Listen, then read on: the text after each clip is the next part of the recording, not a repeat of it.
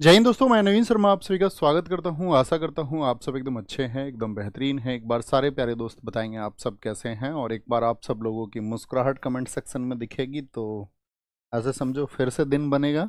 और दोस्त, आज की क्लास में हमारा टॉपिक रहेगा आपका सूर डायनेस्टी, यानी सूरवंश को हम समझने वाले हैं। और सूरवंश मैंने आपको बताया था कि जब हुमायूं भारत से भाग गया, तो मेरा प्रश्न आज आपसे ये रहेगा कि हुमायूं को भारत से भागना पड़ा किस युद्ध के बाद में। वो कौन सा वॉर था जिसके बाद में उसकी मतलब उसको लगा कि भैया यहाँ जान नहीं बचेगी, अब यहाँ से एस्केप हो जाते हैं, और वो ईरान पहुंच गया था। तो आप कहेंगे कि वो युद्ध था कन्नौज यानी कि बिलग्राम का युद्ध। उसके बाद में उसको आगरा पंजाब वो भाग गया होते हुए, ये हमने कल पढ़ा था। ठीक है, फिर उसके बाद में 15 वर्ष बाद वो वापस आया, ये भी मैंने आपको बताया। तो किस वॉर से उसने वापसी की थी अपनी, तो आप कहेंगे उसने सरहिंद के वॉर से। पहले मच्छीवाड़ा जीता, फिर सरहिंद को 1555 में जून और मई में 2 युद्ध इसने लड़े, और वो वापस आया और एक ही वर्ष के लिए गद्दी पर रहा हुमायूं। 1556 में उसकी डेथ हो गई थी। डेथ की कहानी आज थोड़ी सा जिक्र और आएगा, क्योंकि आपका शेरशाह सूरी के वंश का जब पतन होगा तो उस समय पर हुमायूं का थोड़ा सा जिक्र हम और करेंगे। तो आज की क्लास में हमें उसी शेरशाह सूरी को पढ़ना है, जिसका 15 वर्ष का टोटल राजवंश रहा। और मैंने आपको बताया था कि जो शेरशाह सूरी था, उसका स्टेटमेंट क्या था। उसने कहा था कि भाग्य ने यदि मेरा साथ दिया और सौभाग्य यदि मेरा मित्र रहा तो मैं मुगलों को आसानी से भारत से खदेड़ दूंगा। ये सोच उसकी चंदेरी के युद्ध के समय से थी। चंदेरी का युद्ध आप सबको पता होना चाहिए, बाबर और मेदिनी राय के बीच में लड़ा गया था।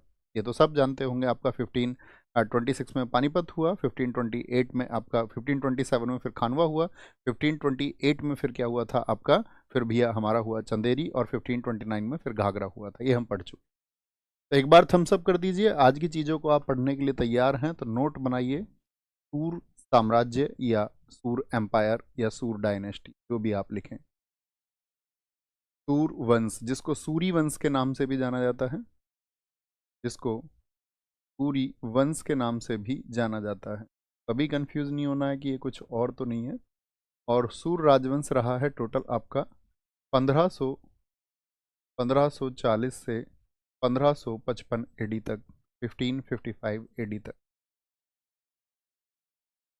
1540 से 1555 एडी तक। जिसका संस्थापक कौन है, who is the founder. Founder है शेर शाह।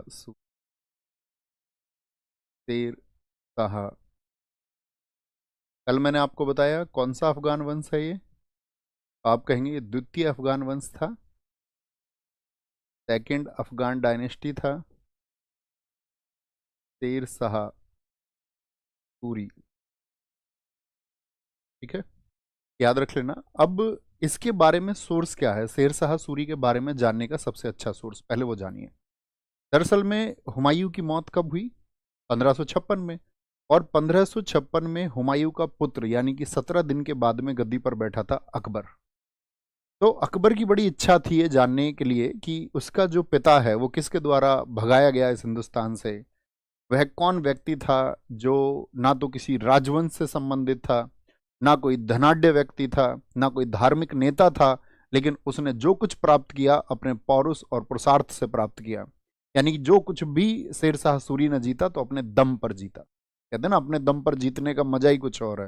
विरासत में मिली हुई चीजों का उतना मजा नहीं है। तो उसके बारे में वो जानना चाहता था अकबर कि भाई कौन है, उसके बारे में मुझे विस्तार से जानना है। तो अकबर ने एक राइटर को अपॉइंट किया था जिसका नाम था अब्बास खां शेरवानी। और अब्बास खां शेरवानी ने बुक लिखी है तारीख शेरशाही। तो इसके बारे में जो भी पूरी जानकारी मिलती है उसके लिए सबसे अच्छा सोर्स है तारीख शेरशाही।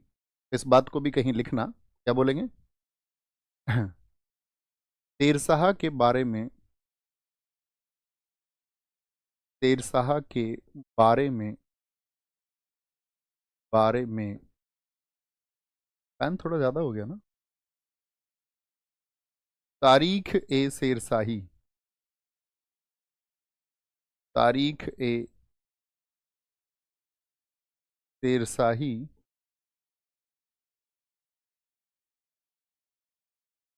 में जानकारी मिलती है। जानकारी मिलती है, कौन सी बुक है, तारीख है शेरशाही। किसने लिखी है, लिख लेना। इसका जो राइटर है, इसका राइटर था आपका अब्बास खां सरवानी। अब्बास खां सरवानी। अकबर के कहने पर इसने ये किताब लिखी, बहुत इंपॉर्टेंट बात है। तो कहने का मतलब है जो विजन था आपका शेरशाह सूरी का, वो उसने पाया, मुगलों को खदेड़ा भी उसने भारत से, मैंने कल आपको बताया था। तो उसके बारे में जनरल इन्फॉर्मेशन और जान लीजिए। एक तो मुझे बताइए उसका जन्म कब हुआ था, शेरशाह सूरी का जन्म, और शासक बना ये आपका 1540 में, तो जन्म हुआ इसका 1472 में। तो बताओ कितनी एज में ये गद्दी पे बैठा था। जन्म, इसके पिता का नाम, पिता के नाम से पहले इसके बचपन का नाम जान लो। बचपन का नाम, चाइल्डहुड नेम, बचपन का नाम, यानी कि जो उसका चाइल्डहुड नेम था, चाइल्डहुड नेम था फरीद। बहुत पूछा जाता है फरीद।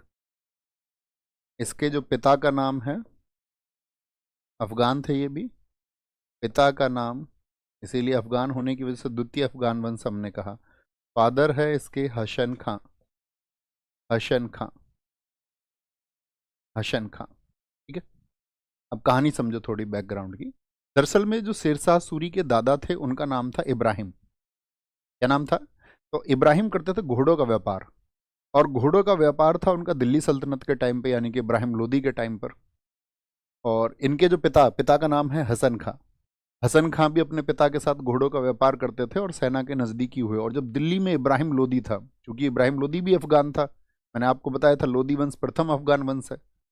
जानते हैं इस बात को, यस और नो, हाँ या ना? आप कहेंगे हाँ जी। तो ये अफगानों के यहाँ पर अपॉइंट थे, और अच्छा बिजनेस चलता था इनका घोड़ों वोड़ों का। तो यहीं पर जो धीरे धीरे इनके पिता हसन खां हैं, तो उन्होंने क्या किया कि एक व्यक्ति थे जमाल खां, जमाल खां। तो जमाल खां इब्राहिम लोदी का बहुत करीबी था। तो याद रखना, इब्राहिम लोदी, IL, इब्राहिम लोदी ने जमाल खां को, जमाल खां को जौनपुर की जागीर दी थी जब वो शासक बना था, जौनपुर की जागीर। और जौनपुर की जागीर जब इब्राहिम लोदी ने इसको दी, तो जमाल खां कहाँ चला गया? जौनपुर चला गया। और जौनपुर जब वो गया तो अपने साथ में हसन खां को भी लेकर के गया। यानी इसके जो वंशज थे, यानी इसके पिता जो पहले दिल्ली में रहते थे, तो दिल्ली से कहाँ पहुंच गए? जौनपुर पहुंच गए। अब जौनपुर पहुंचने के बाद हसन खां ने इसकी, मतलब अगर हम बात करें कि सारी सेवाएं जो उसकी रही वो जमाल खां के लिए रही। इसके पिताजी ने आपका शादी करी, 4 वाइफ थी, 8 लड़के थे इनके, हसन खां के। लेकिन चक्कर क्या है, देखो एक बात समझना है यहाँ से, कितनी वाइफ है? 4 वाइफ 8 लड़के। जो पहली वाइफ है उससे पैदा हुआ आपका फरीद, यानी पहली पत्नी का पुत्र है फरीद, और सबसे बड़ा बेटा भी है। लेकिन जो चौथी पत्नी है उससे पैदा हुआ सुलेमान, जो कि आप समझिए उसका 8वें सबसे छोटा बेटा है। इन दोनों के बीच में कॉन्फ्लिक्ट होगा, इसीलिए मैं आपको बता रहा हूं नाम। हसन खां का कैरेक्टर क्या था कि भाई 4 पत्नी है, तो ऐसा तो हो नहीं सकता 25% सबको प्यार कर ले। किसी से ज्यादा प्यार होगा, किसी से कम प्यार होगा। तो जो सुलेमान की मम्मी है, तो मम्मी से ज्यादा प्यार है इसे, सुलेमान की मम्मी से, यानी कि फरीद की मम्मी से उतना प्यार नहीं है। उनके घर का मैटर है, हम क्यों उसमें इंटरफेयर करें। इससे क्या हुआ, बात समझने की यह है कि हमेशा कॉन्फ्लिक्ट रहते थे शेरशाह सूरी के अपने पिता से। तो शेरशाह जब धीरे धीरे बड़ा हो रहा था, तो उसको लग रहा था कि भाई मुझे कमांडिंग मिलनी चाहिए, मुझे मैनेजर बनाया जाए इस जागीर का। अब उसने कहा अच्छा तेरी छोटी मम्मी तो मना कर रही है, तुझे कैसे मैनेजर बना देंगे। तो दोनों के बीच में कॉन्फ्लिक्ट थे। तो उसने क्या किया, अपने पिता का साथ छोड़ दिया।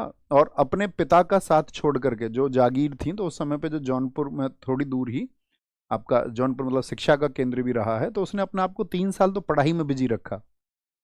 अब उसका टारगेट ये था कि मैं नॉलेज लूंगा यहाँ पर, सैनिक शिक्षा की सारी, बाकी चीज़ों को भी पढ़ा। याद रख लेना, शेरशाह सूरी एक इंटेलेक्चुअल पर्सन था और बहुत चालाक आदमी भी था। चालाकी के बारे में तो पिछले कल भी बता चुका मैं तुमको, उसकी कितना चालाक था और कितना मौका परस्त आदमी था। उसके लिए मतलब कोई नियम कानून था ही नहीं, उसको बस चीजें हासिल करनी थी कैसे भी करके। तो वो गया जौनपुर, वहां पर उसने जब पढ़ाई लिखाई की तो वापस गया जमाल खां के पास में, इसी के पास में। और कहते हैं कि उसने अपनी नॉलेज से जमाल खां को प्रभावित किया, और नॉलेज एक अच्छा सोर्स होता है किसी को भी प्रभावित करने का। तो जब जमाल खां प्रभावित हुआ, उसने कहा ओह, इसके पिता हसन खां से, कि भाई तुम एक काम करो, दोनों बाप बेटे लड़ो मत, दोनों बैठ जाओ और दोनों बातचीत कर लो अपनी आपस में। तो हसन खान ने फिर क्या बोला उससे कि ठीक है, तुम अगर कहते हो, भाई उसी ने तो जागीर दी हुई है, उसकी बात को कैसे मना करेगा। उसने कहा ठीक है, हम दोनों अपना आपस में अपना जो मैटर है उसको खत्म कर लेते हैं और कोई इश्यू नहीं है। और उसने एक शेरशाह सूरी को मैनेजर बना दिया। तो 22 साल का था जब शेरशाह सूरी गया, यानी कि 1594 में वो गया शिक्षा पाने, 1597 में 3 साल बाद आया, सॉरी 1597 बोल रहा हूँ, 1497 में।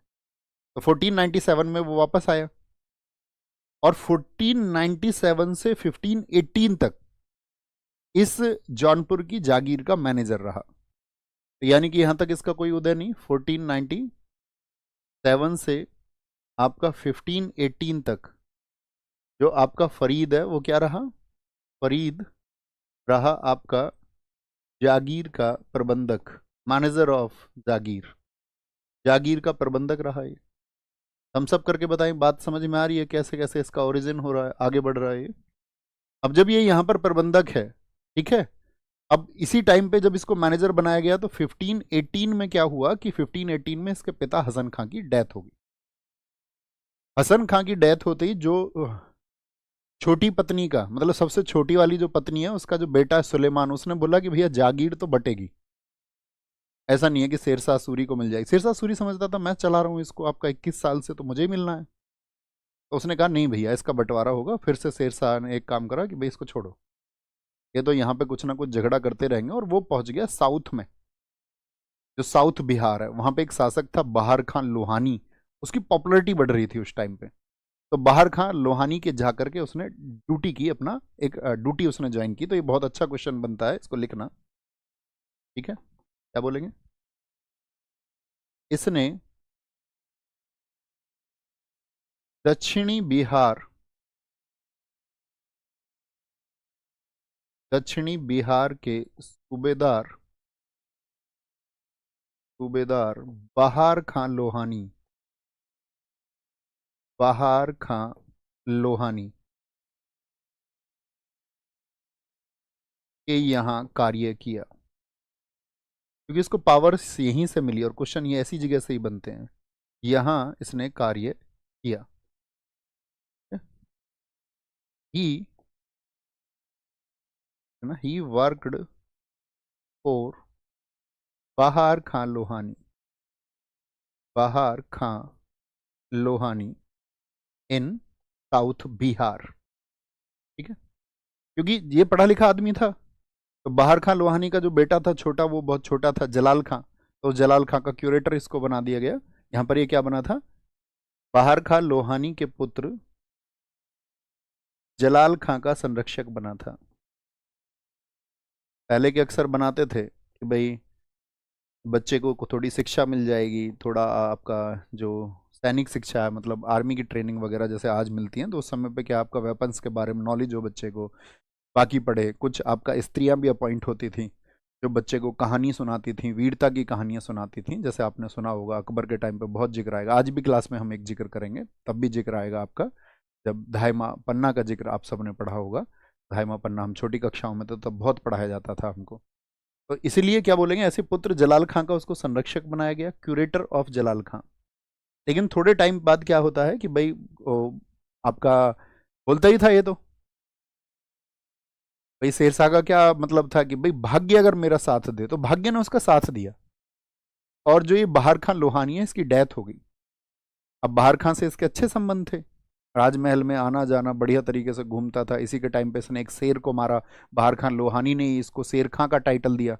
अभी पूछे ना फरीद को शेर खां का टाइटल किसने दिया था, तो इसी बहार खान लोहानी ने दिया था। शेर खां की उपाधि, टाइटल ऑफ शेर खां, इसके द्वारा दिया गया, बहार खान लोहानी के द्वारा उसको दिया। अब जब बहार खान लोहानी की डेथ हो गई तो उसकी जो वाइफ थी दूदू बेगम, यानी जलाल खां की जो मम्मी थी, ठीक है, तो उसने जलाल खां की अम्मी से शादी कर ली, दूदू बेगम से, क्योंकि उसके लिए अच्छा ऑप्शन यही था। और उससे क्या हो गया, उसको साउथ बिहार मिल गया। तो उसकी जो शक्ति है वो कैसे बढ़ी है, आपने देखा, ग्रेजुअली, धीरे धीरे धीरे धीरे, उसको कोई जल्दबाजी भी नहीं है, ठीक है। अब यहाँ पर इसको ये इस टाइम पे अगर हम बात करें, ये वही समय था जब बाबर का भारत में प्रवेश हुआ था। और बाबर पानीपत का प्रथम युद्ध जीत चुका था।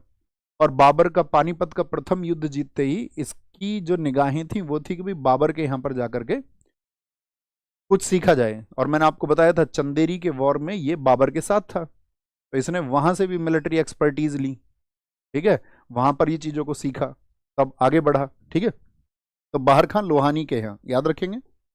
पानीपत के प्रथम युद्ध के बाद में इसने किसको ज्वाइन कर लिया था? बाबर को। बाबर ने अपने पुत्र हुमायूं को भी इसके बारे में सचेत किया था, मैंने आपको बताया, बताएं जरा। उसने कहा था बेटा बच के रहना है इससे, अगर किसी से बचना हो तो इस आदमी से बचना, बहुत चालाक है, धूर्त व्यक्ति है, लोमड़ी जितना चालाक है, ठीक है जी। तो यहां पर क्या होता है फिर, नोट करना, लिखना अगली बात को, इसकी पावर्स कैसे बढ़ी। 1529 में 1529 में ज्यादा पतला हो, 1529 में बंगाल के नुसरत शाह को हराकर, नुसरत शाह को हराकर, दरअसल में नुसरत शाह खुद इससे लड़ने आया, वो कंट्रोल करना चाहता था बिहार पे। 1529 में बंगाल के नुसरत शाह को हराकर हजरत ए आला का टाइटल इसने धारण किया, हजरत ए आला की उपाधि धारण की, आला की उपाधि धारण की। After defeat after defeating defeating Nusrat Shah, Nusrat Shah in 1529 he adopted the title, हजरत अली भी बोलते हैं इसको, द टाइटल हजरत ए आला, हजरत ए आला, ठीक है। अब देखो थोड़ा समझो इस बात से। तो इसके बाद में क्या हुआ, इसकी पॉपुलैरिटी और ज़्यादा बढ़ी, और जैसे ही इसकी पॉपुलैरिटी थोड़ी सी और बढ़ी तो इसने खुद को क्या बोलने लग दिया कि मैं अफगानों का नेता हूं। और अफगान जो थे वो मुगलों से क्या करते थे, घृणा करते थे एकदम से। ऐसे समझो जितने भी अफगान थे, क्योंकि भाई अफगानों से ही तो शासन छीना था आपका मुगलों ने, यानी बाबर ने आकर के अफगानों की सत्ता को चुनौती दी थी। तो जितने भी अफगान थे वो ये समझो आप सारे के सारे विपक्ष में थे मुगलों के। तो ये खुद को मानता था कि मैं इनका नेता हूं, लेकिन एकमात्र नेता नहीं था। इब्राहिम लोदी का एक भाई है, मैंने कहा था वो युद्ध से बार बार भाग जाता था, उसका नाम बताएं, कल भी मैंने आपको बताया था, तो आपको पता होगा देवरिया का युद्ध 1532।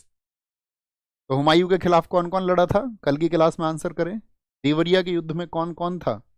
तो आप कहेंगे भैया शेर खां था, और था महमूद लोदी जो इब्राहिम लोदी का भाई था और सोचता था कि मैं दिल्ली गद्दी वापस पालूंगा। उसने बेचारे ने बहुत प्रयास किए, लेकिन 1532 का देवरिया का युद्ध वह युद्ध है जिसके बाद में महमूद लोदी सर्वदा के लिए भाग गया। अब तुम ये मत सोच रहा ये बार बार आ जाता है भाग करके, तो इस बार तो वो हमेशा के लिए ही भाग गया, अब वो वापस नहीं आएगा, फाइनली गया वो। और बीच युद्ध में ही शेरशाह ने उसका साथ छोड़ दिया था। शेरशाह का काम ही क्या था, देखो शेरशाह अगर महमूद लोदी का साथ नहीं देता तो अफगानों को मैसेज ये चला जाता है यार ये तो झूठा बोलता है कि अफगानों का नेता हूं मैं, ये तो कोई नेता नहीं है। तो उसने झूठ मूठ के लिए, ऐसे समझिए तुम, मतलब उसको आगे कर दिया महमूद लोदी को लड़ो, और बीच युद्ध में से भाग गया। उसका टारगेट तो ये था कि महमूद लोदी को मैं मरवा दूंगा बीच युद्ध में ही, लेकिन महमूद लोदी भी बहुत तेज था, उसको पता था जब मरने का नंबर आता वो भाग जाता, इससे तेज भागा वो। तो फिर महमूद लोदी जब हमेशा के लिए भाग गया तो एकमात्र नेता फिर ये बचा। जैसे मैंने कल भी आपको बताया, हुमायूं के लिए शुरुआती दिनों में ये कोई बड़ी पावर नहीं था, लेकिन धीरे धीरे इसने अपनी शक्तियां इकट्ठी की और हुमायूं के लिए चैलेंज बन गया। कल ही आपको पता होगा इसने बंगाल को लूटा 2 बार। हुमायूं पहली बार में इग्नोर करके बैठा रहा, दूसरी बार में हुमायूं को पता चला कि इसने मोहम्मद शाह से 13 लाख स्वर्ण दिनार ले लिए हैं, तो वहां से इसकी इकोनॉमिक जो पावर्स थी वो भी बढ़ी, यानी कि इकोनॉमिक स्ट्रेंथिंग हो गई इसकी, इसको मजबूती मिली, आर्थिक मजबूती मिली बंगाल से पैसा मिलते ही। तब हुमायूं गया था और हुमायूं ने किया था बंगाल का अभियान, वहां भी इसने कितनी चालाकी की थी कि भैया बिहार तुम ले लो, बंगाल मुझको रहने दो, और भाई साहब 10 लाख रुपए भेजूंगा मैं तुम्हें।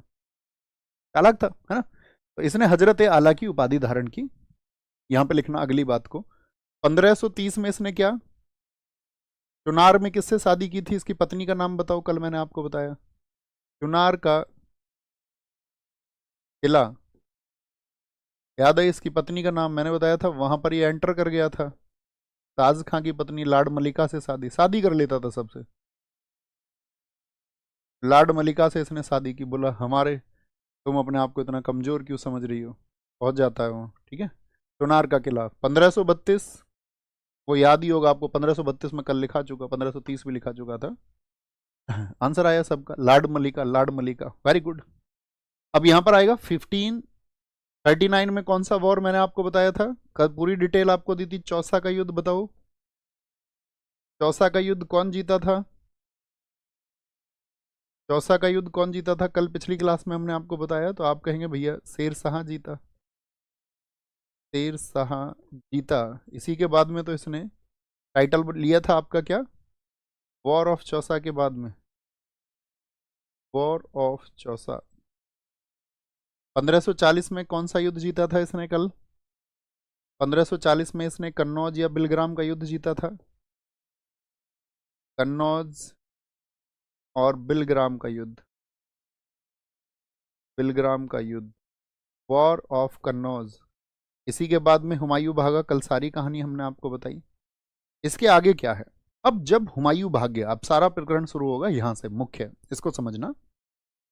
तो जब हुमायूं भारत से भाग गया तो हुमायूं तो दर दर की ठोकरें खा ही रहा था कि भाई कोई उसको पनाह दे दे, कोई उसको जगह दे दे, तो उसको बहुत सारे एश्योरेंस मिलते थे कि भैया ठीक है तुम आ जाओ। अब वो एश्योरेंस जो मिलते थे वो इसीलिए मिलते थे कि भाई भविष्य में कल को हुमायूं आएगा, शायद गद्दी पे बैठ जाएगा। तो ऐसा ही एक आश्वासन किसने दिया था कल, बताएं, मैंने आपको बताया था, किसने दिया था आपका, जोधपुर के कौन से शासक थे जिन्होंने हुमायूं को आश्वासन दिया कि भाई ठीक है रह लो। तो 1541 में उसने क्या किया, उसका पहला काम तो ये था कि भाई कहीं ये हुमायूं वापस ना आ जाए, तो उसने सीमाओं की सुरक्षा की, मतलब सिंध तक अपनी सेनाएं भेजी, वहां पर गख्खर प्रदेश था, तो उन गख्खरों से 1541 में उसने उनका सफाया करवाया कि ये वापस नहीं आने चाहिए, ठीक है। दूसरी चीज उसका सबसे इंपॉर्टेंट आता है 1541, 1541 में बंगाल जीता। देखना अपने साम्राज्य को कितना मजबूत करेगा एक सैनिक होते हुए, ठीक है। कॉन्क्वर्ड,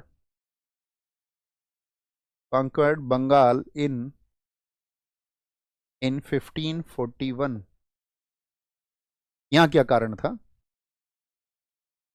बंगाल में महमूद शाह था, जिस महमूद शाह को इसने 13 लाख देने के लिए विवश किया, 13 लाख मुद्राएं। और उसी महमूद शाह ने, कल मैंने आपको बताया था, हुमायूं को बुला लिया कि भैया बहुत परेशान कर रहा, तुम कैसे भी करके आ जाओ। हुमायूं तभी गया इसके पास में, लेकिन इसने हुमायूं को बहका लिया। तो वो जब महमूद शाह एक्सपायर हो गया, मतलब जब महमूद शाह की डेथ हो गई, तो उसकी डेथ के बाद में वहां पर बंगाल में एक सूबेदार हुआ करता था खिजर खां। तो उस खिजर खां ने महमूद शाह की बेटी से शादी करके ये कह दिया कि भैया बंगाल के राजा हम हैं, हुमायूं तो चला ही गया है यहाँ से। तो वो बंगाल तब तो हुमायूं के अधीन या शेरशाह के अधीन था, शेरशाह ने कह दिया कि मैं हुमायूं के अधीन हूँ। तो उसने कहा नहीं, हुमायूं तो चला गया, हम शेर खान के अधीन नहीं है और हम स्वतंत्र हैं। और स्वतंत्र उसने बोला किसको, बंगाल को जीता। यहां पर याद रख लेना किसको, खिज्र खां का नाम आएगा। खिज्र खां ने, खिज्र खां ने खुद को स्वतंत्र घोषित कर दिया था, खुद को स्वतंत्र घोषित कर दिया था। और किससे शादी कर ली थी, महमूद शाह जो बंगाल का शासक था उसकी बेटी से। तो जाकर के इसने अभियान किया यहाँ पर, खिज्र खां को इसने क्या कर लिया, कैद कर लिया। बोला तुम्हारे साथ क्या सलूक किया जाए बताओ। इसने बोला भैया छोड़ दो, बोला छोड़ेंगे तो नहीं। तो यहाँ पर जब इसको कैद कर लिया इसने, तो यहाँ पर सबसे इंपॉर्टेंट बात आती है कि शेरशाह एक बहुत अच्छा प्रशासक था। यहीं से कहते हैं कि उसको जो राष्ट्र निर्माण की तरफ वो लेके गया, और इसीलिए इतिहासकारों ने उसको राष्ट्र निर्माता भी लिखा, क्योंकि यहाँ पर उसने कहा कि भाई बंगाल में बार बार विद्रोह होते हैं। आपने देखा ना, प्राचीन दिल्ली सल्तनत के समय से बंगाल में विद्रोह होते थे। बलबन जो कहीं नहीं गया दिल्ली से बाहर, उसको भी बंगाल जाना पड़ा था 1279 में तुगरिल खां के विरुद्ध। तो यहाँ बार बार होते थे, तो इसने एक परमानेंट सॉल्यूशन खोजा। इसने कहा कि भाई एक काम करते हैं, यहाँ बार बार विद्रोह ना हो, इसके लिए क्या किया उसने, इस बंगाल को, बंगाल को यहाँ पर उसने बंगाल को क्या कर दिया, बंगाल को बांट दिया, बंगाल को सरकारों में बांटा, सरकारों यानी कि जिलों में, जैसे आज डिस्ट्रिक्ट होते हैं ना, कि डिवाइड बंगाल इन सरकार्स, ही डिवाइड सरकार, ही डिवाइड बंगाल इन सरकार्स, ठीक है। और साथ में इन पर जो जिलों में इसने बांटे, इनके कंट्रोल कैसे रहेगा इन पर, तो इनके नियंत्रण के लिए उसने बहुत सारे लोगों को बनाया और उनको बोला गया सिकदार। नियंत्रण के लिए कौन होते थे, एक पोस्ट बनाई सिकदार। और साथ में सिकदारों पर भी कंट्रोल हो उसके लिए बनाया आपका अमीर ए बांग्ला, या आमीन ए बांग्ला भी उसको कहा जाता था। ये किसके लिए था, तो याद रखना उसने बंगाल को किस में बांट दिया, जिलों में बांटा। हर जिले पर आपका सिकदार को अपॉइंट किया, जहां पर एक सैनिक टुकड़ी होती थी उसके साथ में। और सिकदार पर भी कंट्रोल करने के लिए उसने सबसे ऊपर पद बनाया अमीर ए बंगला, जो डायरेक्टली रिस्पॉन्सिबल थे किसके लिए, शेरशाह सूरी के लिए। शेरशाह सूरी को ये रिपोर्ट करेंगे। तो बंगाल में एक व्यवस्था बन गई, यानी किसी भी एक व्यक्ति पर उसने नहीं छोड़ा। जैसे आपने देखा होगा कि भाई सूबेदारी दे दी जाती थी, जीत करके उसको वहां पर सूबेदार बना दिया जाता, तो उसने इस तरह बंगाल को आपका डिवाइड कर दिया। बात क्लियर है, क्यों किया उसने, ताकि कोई विद्रोह वहां पर ना हो। और कभी भी पूछे बंगाल में सिकदारी व्यवस्था या बंगाल में आपका नियंत्रण के लिए, सिकदारी व्यवस्था के नियंत्रण के लिए कौन सा पद शेरशाह ने बनवाया, या फिर बंगाल को सरकारों में यानी जिलों में किसने विभक्त किया था, सरकार पद का नाम आए तो आप समझ जाना ये शेरशाह सूरी की बात कर रहे हैं। ओके, आगे चलें। तो बंगाल को उसने जीत लिया। इसके बाद में इसके सामने चैलेंज आया 1542 में, मालवा को जीता। मालवा को जीता। अब मालवा का जो किला था, इसके अंदर आते थे मांडू, उज्जैन, सारंगपुर। कॉन्क्वर्ड मालवा इन 1542, 1542 में उसने जीता। अब देखो इसकी कहानी समझो, बैक एंड स्टोरी क्या है। 1542 में क्या था, मैंने आपको बताया था गुजरात का शासक बहुत चैलेंजिंग था। गुजरात का शासक हुमायूं के लिए, जरा बताइए मुझे उसका क्या नाम बताया था मैंने आपको, जिसकी वजह से आपका मैंने बताया था रानी कर्णावती या रानी कर्मावती जिनको हम बोलते थे, जिनको द्वितीय साका करना पड़ा। फटाफट से आंसर करें। बहादुर साहब, बहुत कमाल। ऐसे तुम मेरे स्टूडेंट हो, यही मुझे तुम पे भरोसा रहता है। अब देखो, अगर तुम सब चीजों को जानते रहोगे और एकदम क्रम से चीजों को पढ़ते रहोगे तो हिंट रहेंगे और सब कुछ आपके सामने लाइव चलता रहेगा। तो इसके सामने परेशानी क्या है कि वहां पर एक शासक था मल्लू खान, मालवा में, एमपी। और मल्लू खान ये बहादुर शाह की डेथ के बाद में खुद को बोलता है कि भैया अब तो बहादुर शाह के अधीन वो काम करता था। उसने बोला बहादुर शाह की डेथ होने के बाद में कि भाई हम ही स्वतंत्र शासक हैं। जो मांडू, याद है मैंने हुमायूं को बताया था, वो मांडू गया, चंपानेर गया, सारंगपुर में ठहरा था हुमायूं। तो वो सारी जगह मांडू, उज्जैन से लेकर के सारंगपुर का ये क्षेत्र जो है, मध्य प्रदेश वाला, राजस्थान तक का, ये सब कंट्रोल में ले लिया उसने अपने आप को। और बोलता मैं कादिर शाह के नाम से शासक मैं ही हूँ, खुद को कादिर शाह की उपाधि भी देता है। तो याद रख लेना, मालवा को जब उसने जीता तो यहाँ पर कौन है, यहाँ पर है मल्लू खान। मल्लू खान, और जिसका टाइटल है कादिर शाह। कादिर शाह। तो किसको, इसको हराया। इसने भी खुद को बोला कि भाई हम तो इंडिपेंडेंट है, हम किसी के अधीन नहीं है। अब ये इसको हराना क्यों चाहता था, क्योंकि इसको खबर मिल गई थी शेरशाह सूरी को कि ये जो मल्लू है ना, मल्लू मल्लू, ये मल्लू जाकर के जोधपुर के शासक मालदेव से मिल जाना चाहता है और चुनौती देना चाहता है शेरशाह सूरी को। तो कौन दो अलायंस करने वाले थे, एक तो मल्लू जिसके पास उज्जैन से लेकर के आपका मांडू तक का क्षेत्र है, वो जाना चाह रहा है मालदेव के पास में। मालदेव कहाँ के शासक हैं, जोधपुर के। अब क्योंकि मैंने आपको बताया था मालदेव की उस समय पे शक्ति बहुत बढ़ रही थी, और इसीलिए हुमायूं ने भी तो लेटर लिखवाया कि भैया हमको जगह दे दो मालदेव के पास में। उसके लोग दूत गए थे, उसके मैसेंजर गए थे हुमायूं के, उन्होंने कहा था जी हुमायूं दर दर की ठोकरें खा रहा है और उसको रहने के लिए छत दी जाए। तो तब क्या कहा था राजा मालदेव, जो मैंने कल आपको बताया, तो उन्होंने आश्वासन दिया कि भाई ठीक है आ जाओ, तुम रह लो, बीकानेर में तुम रह सकते हो जा करके। लेकिन मैंने बताया एक तरफ तो कहते हैं कि भाई शेर खान का दबाव, इसके चलते उन्होंने मना कर दिया। और इतिहासकार एक दूसरा पक्ष ये बताते हैं कि खुद हुमायूं ने जाने से मना कर दिया बीकानेर में, जबकि उन्होंने कहा था। और बाद में बहुत सारे लोगों ने कहा कि वो सच में मदद करना चाहते थे हुमायूं की, मालदेव। उन्होंने कहा था कि भाई कुम्फा, कुम्फा वहाँ पर एक शासक है हमारे अधीन, अभी हमने जो है बीकानेर के किले को जीता है, तो वहाँ पर जाकर के कुम्फा अपना नियंत्रण किए हुए, तुम जाके रहो। लेकिन हुमायूं ने उस शर्त को स्वीकार नहीं किया था।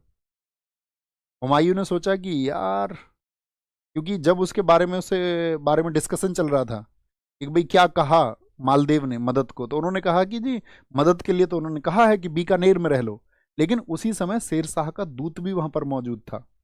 तो कहते हुमायूं इस बात से बहुत चौकन्ना हो गया और उसने बीकानेर में ना रुकने की बजाय उसने क्या बोला कि भाई अब हम सीधे निकल जाते हैं, हम नहीं रुकेंगे। पता चली शेर शाह सूरी को भी ये बोल दिया हो कि ठीक है इसको बीकानेर में घेर लेंगे हुमायूं को, और बीकानेर में वहां पे कुंफा से इसको कैद करवाएंगे और तुम्हें सौंप देंगे। तो उसको विश्वास नहीं हुआ।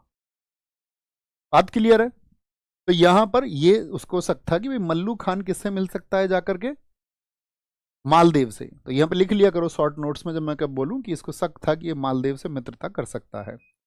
मालदेव तो बड़ा चैलेंज हो जाते फिर अगर इसके सामने हो जाता, और शेरशाह सूरी कमजोर हो जाता। ठीक है, इसके बाद में अभियान आता है, नोट आगे लिखना, 1543 में, 1543 में रायसीन जीता। रायसीन, ये बहुत इंपॉर्टेंट विजय अभियान है, उसके एग्जाम में क्वेश्चन बनते हैं। कॉन्क्वर्ड ओवर रायसीन, रायसीन इन 1543। कौन थे यहाँ पे शासक? यहाँ पे शासक थे आपका पूरनमल। पूरनमल जाट यहाँ पर शासक हुआ करते थे उस समय। पूरनमल मतलब एक जबरदस्त शासक थे, क्योंकि बाबर को एक चंदेरी का जो किला बाबर ने तो जीता था मेदिनी राय से, लेकिन वापस बाबर से जीत लिया था पूरनमल ने। तो पूरनमल कमजोर तो थे नहीं। तो इनका किला है कहाँ पे? रायसीन दुर्ग, रायसीन फोर्ट। अब शेरशाह सूरी ने इस पर नजर लगाई यहाँ पर कि भाई जाकर के हमको इसको पूरनमल जो है इनको कंट्रोल करना है। इसके बारे में कहा जाता है कि भाई यहाँ पर जब शेरशाह सूरी की सेनाएं गईं, तो शेरशाह सूरी की सेनाएं कई महीने तक डटी रहीं और मतलब कोई नतीजा नहीं निकला। तो इसके दिमाग में खुराफात आई, मैंने तुमको बताया, सोच लेता था कुछ। इसने कुरान ले लिया हाथ में अपने और कुरान की कसम खाई इसने। इसने कहा महल में जितनी भी महिलाएं हैं उन सबके सम्मान की रक्षा मैं करूंगा। अब दरअसल में पूर्णमल जो थे वो इस बात के लिए चर्चित थे कि ये मुस्लिमों पर अत्याचार करते हैं, ऐसी खबरें वहां पर फैली हुई थी। और एक तरफ पे एक शासक आके इसने बोल दिया कि भाई कोई अत्याचार नहीं होगा। तो जो किला किला इन्होंने बहुत दिनों से, कई महीनों से, लगभग 6-7 महीने जो किला घेर के रखा था, उस किले के दरवाजे खोल दिए गए और जो किला है वो अफगानों को सौंप दिया गया। अब इसकी चालाकी क्या है देखना, इसने पहले ही क्या प्लानिंग की। इसने कहा कि जब मैं किले के अंदर चला जाऊं ना कुरान की शपथ लेके, जैसे कुतुब खां, जलाल खां वो उस समय पे आपका गवाह बने थे उसकी शपथ के, तो उसने कहा जब मैं अंदर जाऊं ना, तो एक काम करना, जितने भी लोगों पे अत्याचार करे हैं पूर्णमल ने, वो सारे के सारे एकदम से रोना चिल्लाना, कहना कि हमारे साथ तो बहुत अत्याचार हुए हैं और हमारे साथ न्याय करो और अपनी शपथ तोड़ दो। पहले से ही प्लानिंग करके गया है। बोला अभी मतलब उसके लिए, अब देखो उसके लिए कुरान भी मतलब महत्वपूर्ण नहीं है, पवित्र पुस्तक भी उसके लिए महत्वपूर्ण नहीं है, उसको बस क्लास चाहिए। अब जा करके वो तो महिलाएं जितनी भी थीं और जो सबने बोला कि यार तुम शेरशाह सूरी अपनी शपथ तोड़ दो, और प्रार्थना करने लगी उससे। उसने बोला यार अब तो मजबूरी में तो अपनी प्रतिज्ञा तोड़नी पड़ेगी। और उसने फिर वहां पर बहुत अत्याचार किए और वहां पर हजारों महिलाओं, कहते हजारों स्त्री और बच्चों के गर्दन वहां पर काट दी गई शेरशाह सूरी के द्वारा। इसी को कहा गया है कि ये जो रायसीन के दुर्ग पर उसका आक्रमण है, इसने शेरशाह के चरित्र पर एक सबसे गहरा कलंक छोड़ा है। Deepest blot on Shershah memory, कभी भी पूछा जाए तो डीपेस्ट ब्लॉट या आपका जो कलंक है वो इसी को कहा जाता है। याद रख लेना, क्या बोलेंगे? इसी को बोलेंगे शेरशाह के नाम पर सबसे गहरा दब्बा कौन सा अभियान है। भाई ना तो उसने पवित्र पुस्तक का कद्र किया, नाम पर सबसे गहरा धब्बा, सबसे गहरा धब्बा, deepest blot on Shershah memory, deepest blot on Shershah memory. याद रखेंगे, ठीक है। तो मैंने आपको बताया कि इस तरह से इसने जो इस किले को अपनाया, या बोले इस किले पर इसने जो कंट्रोल किया, तो वो कैसे किया है इसने कंट्रोल, वो भी है धोखे से इसने किया।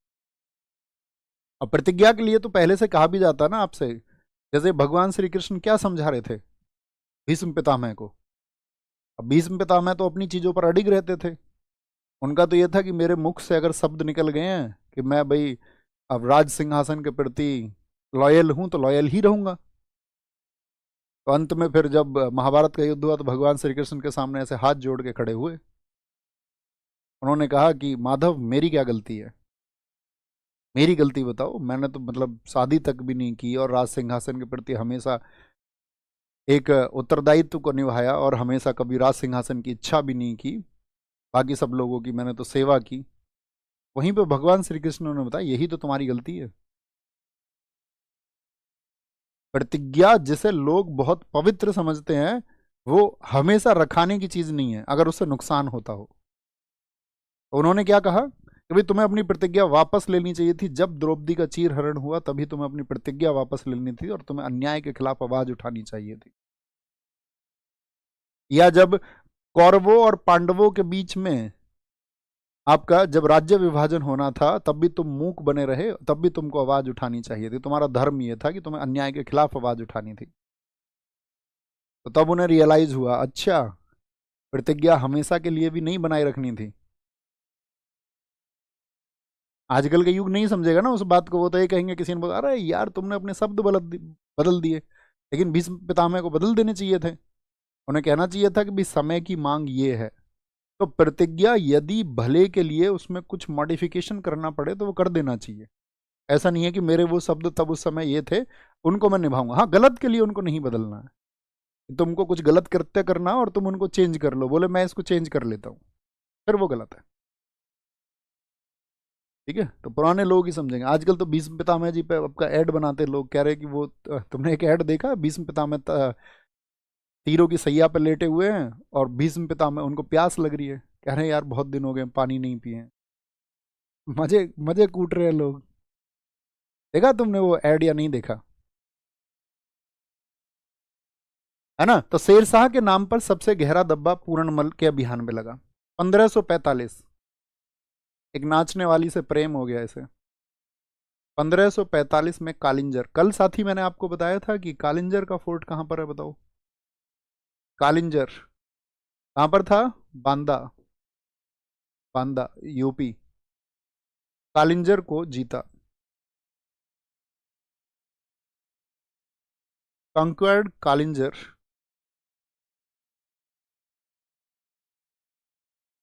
कालिंजर इन 1545। कौन थे यहां पर, यहां पर थे आपका राजा कीरत सिंह, या जिनको कीर्ति सिंह भी बोलते हैं, कीरत सिंह। वर्सेज लगा लिया करो बीच में, ताकि समझ में रहे कि इनके विरुद्ध में था। या इतने समझदार तो तुम हो ही, और इतने भी समझदार न हुए तो फिर क्या हुए। अब बोलते कीरत सिंह के यहाँ पर एक नाचने वाली थी, मतलब बेहद कोई खूबसूरत महिला रही होगी, प्रेम ऐसी ही चीज होती है। तो उसका दिल लग गया उससे। अब कह बहुत सारे लोगों ने लिखा है कि उसने वो अभियान जो किया तो वो एक महिला के लिए किया, लेकिन बहुत सारे लोगों ने बोला नहीं नहीं नहीं भैया ऐसा नहीं है। अब मतलब साहब हिस्टोरियंस को तो तुम जानती हो ना, उनके पक्ष रहते हैं। उन्होंने कहा नहीं, वह साम्राज्य विस्तार के लिए किया गया सिर्फ। अब देखो इसकी बेचैनी समझना तुम इस युद्ध में। तो यहाँ पे इसके पास तोप वोप सब थी। तो इसके पास एक तोप होती थी इस टाइम पे, उक्का तोप। कालिंजर के अभियान में क्या, उक्का तोप। और ये गया लगभग जनवरी में है 1455 में, ठंड में ही। और वो जो मचान होती है ना, मचान ऐसे इतनी ऊंची ऊंची इसने बनवा ली सीढ़ी, सैनिकों के लिए चढ़ जाओ भैया किले में अंदर झांको। अब इधर फोर्ट है मान के चलो ये। अब जो फोर्ट था उस फोर्ट के सामने इसने मचान बनवा ली कि यहाँ से झांक के देखो किले में क्या प्रतिक्रियाएं चल रही हैं।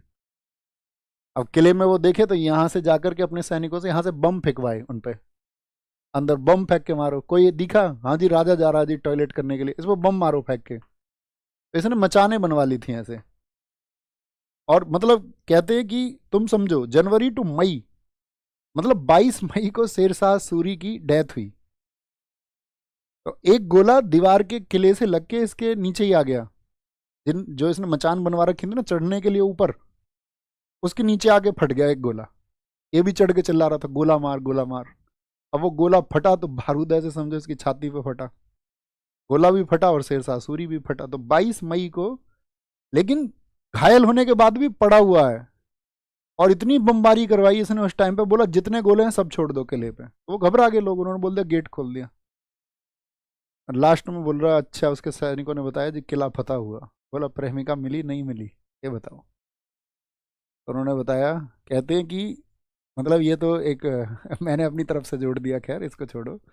तो वो ये कहता है कि मतलब अंतिम समय तक जब तक उसको किले को जीतने की सूचना न मिल गई तब तक वो जीवित रहा, और तभी उसने अपने प्राण त्यागे 22 मई को, 22 मई 1545 को। ठीक है, बात क्लियर है। तो कालिंजर अभियान किसके खिलाफ था? कीरत सिंह के खिलाफ था, यहां पे याद रखेंगे। अब जब वो देखो, हाँ एक हम बीच में भूल गए, यहां पे एक नोट करना एक साइड में राजा मालदेव का जिक्र मैंने आपसे किया था ना। तो 1543 में जब उसने रायसीन को जीता था, यहां पे एक चीज मिसिंग हो गई हमसे, लिख लेना कहीं बीच में, नीचे लिख लो कोई दिक्कत थोड़ी है उससे, यहां लिख लो 1544 में, 1544 में गिरी सुमेल, गिरी सुमेल जिसको जैतारण भी कहा जाता है, गिरी सुमेल जैतारण का युद्ध, ये किससे था आप ऐसे समझ लेना, ये मारवाड़ से इसका युद्ध था, या जोधपुर आप कहें तो एक ही बात होगी, जोधपुर। कौन था जोधपुर में शासक? सबका एक सुर में जवाब आए, सोचिए जरा। गिरी सुमेल जैतारण का युद्ध हुआ। ठीक है, दरअसल में जो राजा मालदेव था, आपको पता ही है यहां पर कौन था, राजा मालदेव, मालदेव। और राजा मालदेव के कंट्रोल में इस टाइम पे आपका अगर हम बात बताएं तो अजमेर वाला क्षेत्र, अजमेर हो गया, बीकानेर इन्होंने आपका कंट्रोल में कर लिया था, टोंक इन्हीं के कंट्रोल में था, नागौर इन्हीं के कंट्रोल में था, जालौर इन्हीं के कंट्रोल में था। तो यानी कि शक्ति बढ़ रही थी। और दो लोगों से इन्होंने जैसे अजमेर छीना और बीकानेर छीना। तो जो बीकानेर छीना था इसका शासक था यहाँ पे कल्याणमल, कल्याणमल। और जो अजमेर छीना था, सॉरी अजमेर अर्थात मेड़ता, जो मेड़ता का शासक था उसका नाम था आपका क्या, वीरम देव। तो ये दो शासक थे इसके टाइम पे जो इसके खिलाफ हो गए। राजा मालदेव के खिलाफ हो गए तो उस समय पे मतलब बचाव पक्ष के लिए कौन मौजूद था? तो शेरशाह सूरी एकमात्र विकल्प उनके पास में बचा। तो वो लोग चले गए कहाँ? शेरशाह सूरी के पास में। अब शेरशाह सूरी का विजन था ही कि भी वो मालदेव को अपना एक अपोनेंट समझता था, प्रतिद्वंदी समझता था, कि मालदेव भविष्य में आपका आगरा क्षेत्र को कंट्रोल कर सकता है, दिल्ली के लिए भी एक चुनौती बन सकता है। तो यहाँ पे उसने क्या सोचा कि भाई एक काम करते हैं, वॉर को लड़ेंगे। इसके कहने की वजह से दो लोगों के नाम बताओ, कल्याणमल, बीकानेर, बीकानेर छीन लिया था, वहां पे कुंफा आपका उसको नियंत्रण को देख रहा था। कुंफा कौन है? सेनापति थे, जैता और कुंफा। इसके क्या बोलेंगे? जैता और कुंफा मालदेव के सेनापति थे, जैता और कुंफा। मेवाड़ के इतिहास में बहुत ऊंचा इनका दर्जा है। जैता और कुंफा चाचा भतीजे थे ये। ऐसी चाचा भतीजे मैंने एक नाम और आपको बताए थे, जरा बताएं। तो कुंफा चाचा है और जैता भतीजा है, और ये दोनों ही कौन है? ये मालदेव के सेनापति थे, मालदेव के सेनापति थे। तो शेरशाह सूरी इन दोनों के कहने में आ गया, कल्याणमल और वीरम देव के कहने में, भाई ठीक है वॉर लड़ते हैं, चलेंगे। तो जब वो वॉर लड़ने की खबर उनको पता चली तो शेरशाह सूरी अपने साथ लेके चला 80,000 की सेना, 80,000। और उधर से उसने मीटिंग बुलाई, राजा मालदेव ने भी अपनी। राजा मालदेव अगर हम बोलें उस समय शेरशाह सूरी की स्थिति में बहुत मजबूत नहीं थे अगर सेना का कंपैरिजन करें। लेकिन उसने सुन रखा था कि भाई बहादुरी के किस्से सुने थे उसने राजा मालदेव की, भाई बहुत खतरनाक लड़ाके हैं, जैता और कुंफा भी बहुत खतरनाक लड़ाके हैं, युद्ध टक्कर का होगा। इसलिए बड़ी सेना लेके चला। अब राजा मालदेव जी ने भी इस बात के लिए प्लानिंग की कि भाई इस युद्ध को हम लड़ेंगे। तो राजा मालदेव उन्होंने इस वॉर को लड़ा कि भाई जोधपुर में एंटर ही नहीं करने देंगे शेरशाह सूरी को, कल्याणमल को, वीरम देव को। ये तीनों आ रहे थे उधर से, और उनका इनको जोधपुर से पहले ही रोकते हैं। तो जोधपुर से पहले जो जगह थी, मतलब 70 किलोमीटर दूर या 80, लगभग 70-80 किलोमीटर दूर थी, गिरी सुमेल, गिरी की पहाड़ियां बोलते हैं जिनको, या जैतारण। यहीं पर जैता का गांव है ये, जैता, जैता के नाम पर ही जैतारण। तो जैता ने कहा कि भाई हम अपने गांव के पास में युद्ध लड़ेंगे, वहां से हमारी व्यवस्थाएं जो है वो सारी अच्छी हो जाएंगी। और पीछे से कुंफा भी आ गया अपना बीकानेर छोड़ करके, एक भैया हम भी लड़ेंगे वॉर में। तो बात तय हो गई और लगभग 1 महीने करीब जो है सेनाएं एक दूसरे के सामने डटी रहीं। पहले ऐसी सेना आती थी, पीछे से कोई टुकड़ी आ रही है किसी की, कोई किसी अभियान पर गई हुई है, इस टाइम होता था, अपने इकट्ठा होते रहते थे सब लोग, व्यवस्था करते थे युद्ध की, तंबू गाड़ते थे, तो महीने तो ऐसे ही बीत जाते थे। अब जब दोनों एक दूसरे के सामने फ्रंट पे आ गए, तो एक तरफ कौन कौन है बताओ? एक तरफ मालदेव है और दूसरी तरफ कौन है? शेरशाह सूरी। शेरशाह सूरी को जो सपोर्ट मिला हुआ है किससे? वीरमदेव से और कल्याणमल से। लेकिन मालदेव के सपोर्ट में कौन है? तो जैता और कुंफा। और वहां पे मतलब बहुत उनकी बहादुरी के किस्से प्रचलित थे। वहां पे कहते हैं कि भाई एक बार लिखा गया, जैता और कुंफा जब पानी पीने गए तो वहां की महिलाएं जिक्र कर रही थी, उन महिलाओं ने कहा कि यार ये अफगान तो जो है ये बहुत अत्याचारी है, और ये अफगान कहते हैं कि बाद में बहुत लूटपाट करेंगे। तब दूसरी महिला ने जवाब दिया, नहीं, जैता और कुंफा अभी जीवित है, और जैता और कुंफा के होते हुए कोई तनिक भी घबराने की जरूरत नहीं है। तो इतनी उनकी बहादुरी के किस्से थे। अब शेरशाह सूरी ने पूछा उससे, अपने दोनों साथियों से, कि भाई क्या स्थिति है? तो उन्होंने बताया जैता और कुंफा हैं, ऐसे ऐसे वो लीड कर रहे हैं, और जो है उधर से इतनी सेनाएं हैं। तो शेरशाह सूरी तो जब उसने उनके वीरता के किस्से सुने, और दो चार लोगों ने बताया, जैता और कुंफा, ये कहते शेरशाह सूरी के दिमाग में विचार आ गया कि वापस चल देना चाहिए। और युद्ध देख के तो वो वापस जाने का बिल्कुल मन बनाएगा। तो उसके मन में जब विचार आया कि यार ऐसे कैसे वॉर जीता जाएगा, उसने कहा भाई साहब बहुत सीधी सी स्थिति है। वीरेंद्र देव ने कहा उससे कि भाई जाएंगे और जाकर के सीधे सीधे हम इनको हरा देंगे। बीकानेर जो मुझसे लिया गया, बीकानेर, कल्याणमल कहता मैं बीकानेर को ले लूंगा, और आपका जो वीरम देव है वो कहता मैं अजमेर को ले लूंगा, और मालदेव के मरते ही तुम जोधपुर को ले लेना, जोधपुर पर तुम्हारा कंट्रोल हो जाएगा। उसने कहा बेटा तुम मरवाओगे मुझे, लगता है ऐसा ही। तो वहां पर उसने चालाकी चली। चालाकी क्या चली थी कि उसने कहा झूठे पत्र बनवाओ। उसने बहुत सारी झूठी चिट्ठियां लिखवाई, और उन झूठी चिट्ठियों में ये लिखवाया कि मैं कुंफा अफगान सेना के साथ होने को तैयार हूं, और जैसे ही मालदेव युद्ध करेगा तो मालदेव को यहां पर आपका हम कैद कर लेंगे और आपके सुपुर्द कर देंगे। यानी कि ऐसा दिखा दिया कि जैता, कुंफा और कई सेनापतियों के नाम से, कि उन सेनापतियों ने कोई चिट्ठी लिखी है शेरशाह सूरी के नाम पर, और वो सारी कैंप में फिकवा दी गई। ठीक है, कैंप में जो आपका उस समय से जो सामान बेचते थे लोग, तलवार वगैरह, युद्ध के स्थल पर बहुत बेचा जाता था ये सामान, तलवारें वगैरह, तो उन्हीं के द्वारा वो चिट्ठियां उसने डलवा दी। अब किसी एक सरदार को मिल गई वो चिट्ठी, वो लेके गया भाग के राजा मालदेव के पास में। उसने कहा कि भाई साहब ये देखो चिट्ठी, ये तो तुम्हारा कुंफा तो गया उनके पक्ष में। एक चिट्ठी बता, बात वापस आते होते चैता के नाम की चिट्ठी भी मिली, जैता भी गया। अब उन्होंने बुला लिया उसको। अब उसके दिमाग में सारी चीजें आई एकदम से। उसने कहा कि जैता ने भी युद्ध लड़ने के लिए कहा था कि भाई अपने गांव में लड़ेंगे, तो एक काम करते हैं भैया। उसने कहा कि मैं तो जा रहा हूँ वापस, और मुझे तुम्हारे ऊपर बिल्कुल भी विश्वास नहीं है। और ये कह करके वो वापस लौट गया। तो जैता और कुंपा को ये युद्ध बहुत सारी सेना के बगैर लड़ना पड़ा। कहते हैं जैता और कुंपा के पास में सैनिक बचे 8,000 बचे। जैसे बहुत सारे इतिहासकारों ने लिखा कि उनके पास 12,000 की सेना थी, कुछ लोगों ने लिखा 4,000 की सेना थी। यानी कि होशियारी काम कर गई शेरशाह सूरी की। और जैता और कुंभा ने कहा कि भाई हम अंतिम समय तक लड़ेंगे, और इसके पास अलावा हमारे पास कोई विकल्प भी नहीं है, अब तो हमारे ऊपर एक कलंक और लग गया है। तो कहते हैं वो इतनी बहादुरी से लड़े कि उस युद्ध में, बीच युद्ध में शेरशाह सूरी पीछे की तरफ हट गया था।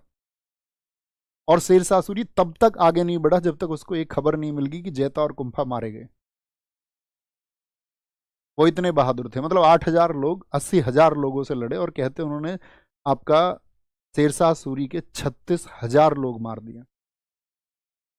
शेरशाह सूरी को दहशत बैठ गई। उसने बोला इन कल्याणमल और वीरम देव के चक्कर में आज भला हो जाता। तो यहीं पर उसने एक स्टेटमेंट दिया था बहुत अच्छा, कि मैं एक मुट्ठी भर बाजरे के लिए हिंदुस्तान की बादशाहत खो देता। I have lost the kingdom of India for a handful millets. भाई राजस्थान में क्या होता है? बाजरा ही होता है। तो उसके लिए कह रहा है कि भाई थोड़े से बाजरे के लिए भाई क्या मिलता है यहाँ पे, बाजरा मिलता है यहाँ पे, और उस बाजरे के लिए पता चलिए अभी हिंदुस्तान की बादशाहत चली जाती। तो ये बहुत अच्छा स्टेटमेंट है, इसको लिख लेना। क्या बोला था इसने यहाँ पर? शेरशाह ने स्टेटमेंट दिया था, बहुत पूछा जाता किस वॉर में शेरशाह ने कहा था, तो शेरशाह ने कहा था कि एक मुट्ठी बाजरे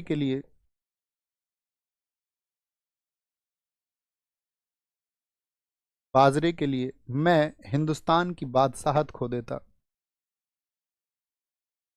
I have lost the kingdom of India for a handful millets. Hindustan की बादशाहत खो देता।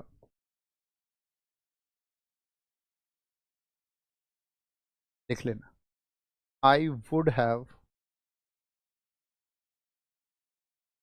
Lost the kingdom of India,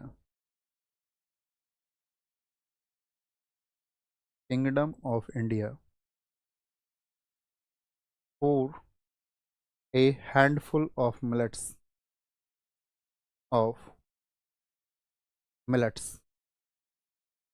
जैसे ही उसने गिरी सुमेल यानी कि मारवाड़ को जीत लिया, तो मारवाड़ जीतते ही उसका अगला अभियान बना उधर ही राजपुताना में मेवाड़। अब मेवाड़ में क्या था, जैसे राणा सांगा जी तो एक्सपायर हो चुके थे, आपको पता ही है। राणा सांगा जी के बाद में विक्रमजीत मैंने आपको बताया था, विक्रमजीत शासक थे। और जब बहादुर शाह ने अभियान किया था चित्तौड़ पे, तो उसने विक्रमजीत को निकाल दिया था वहां से।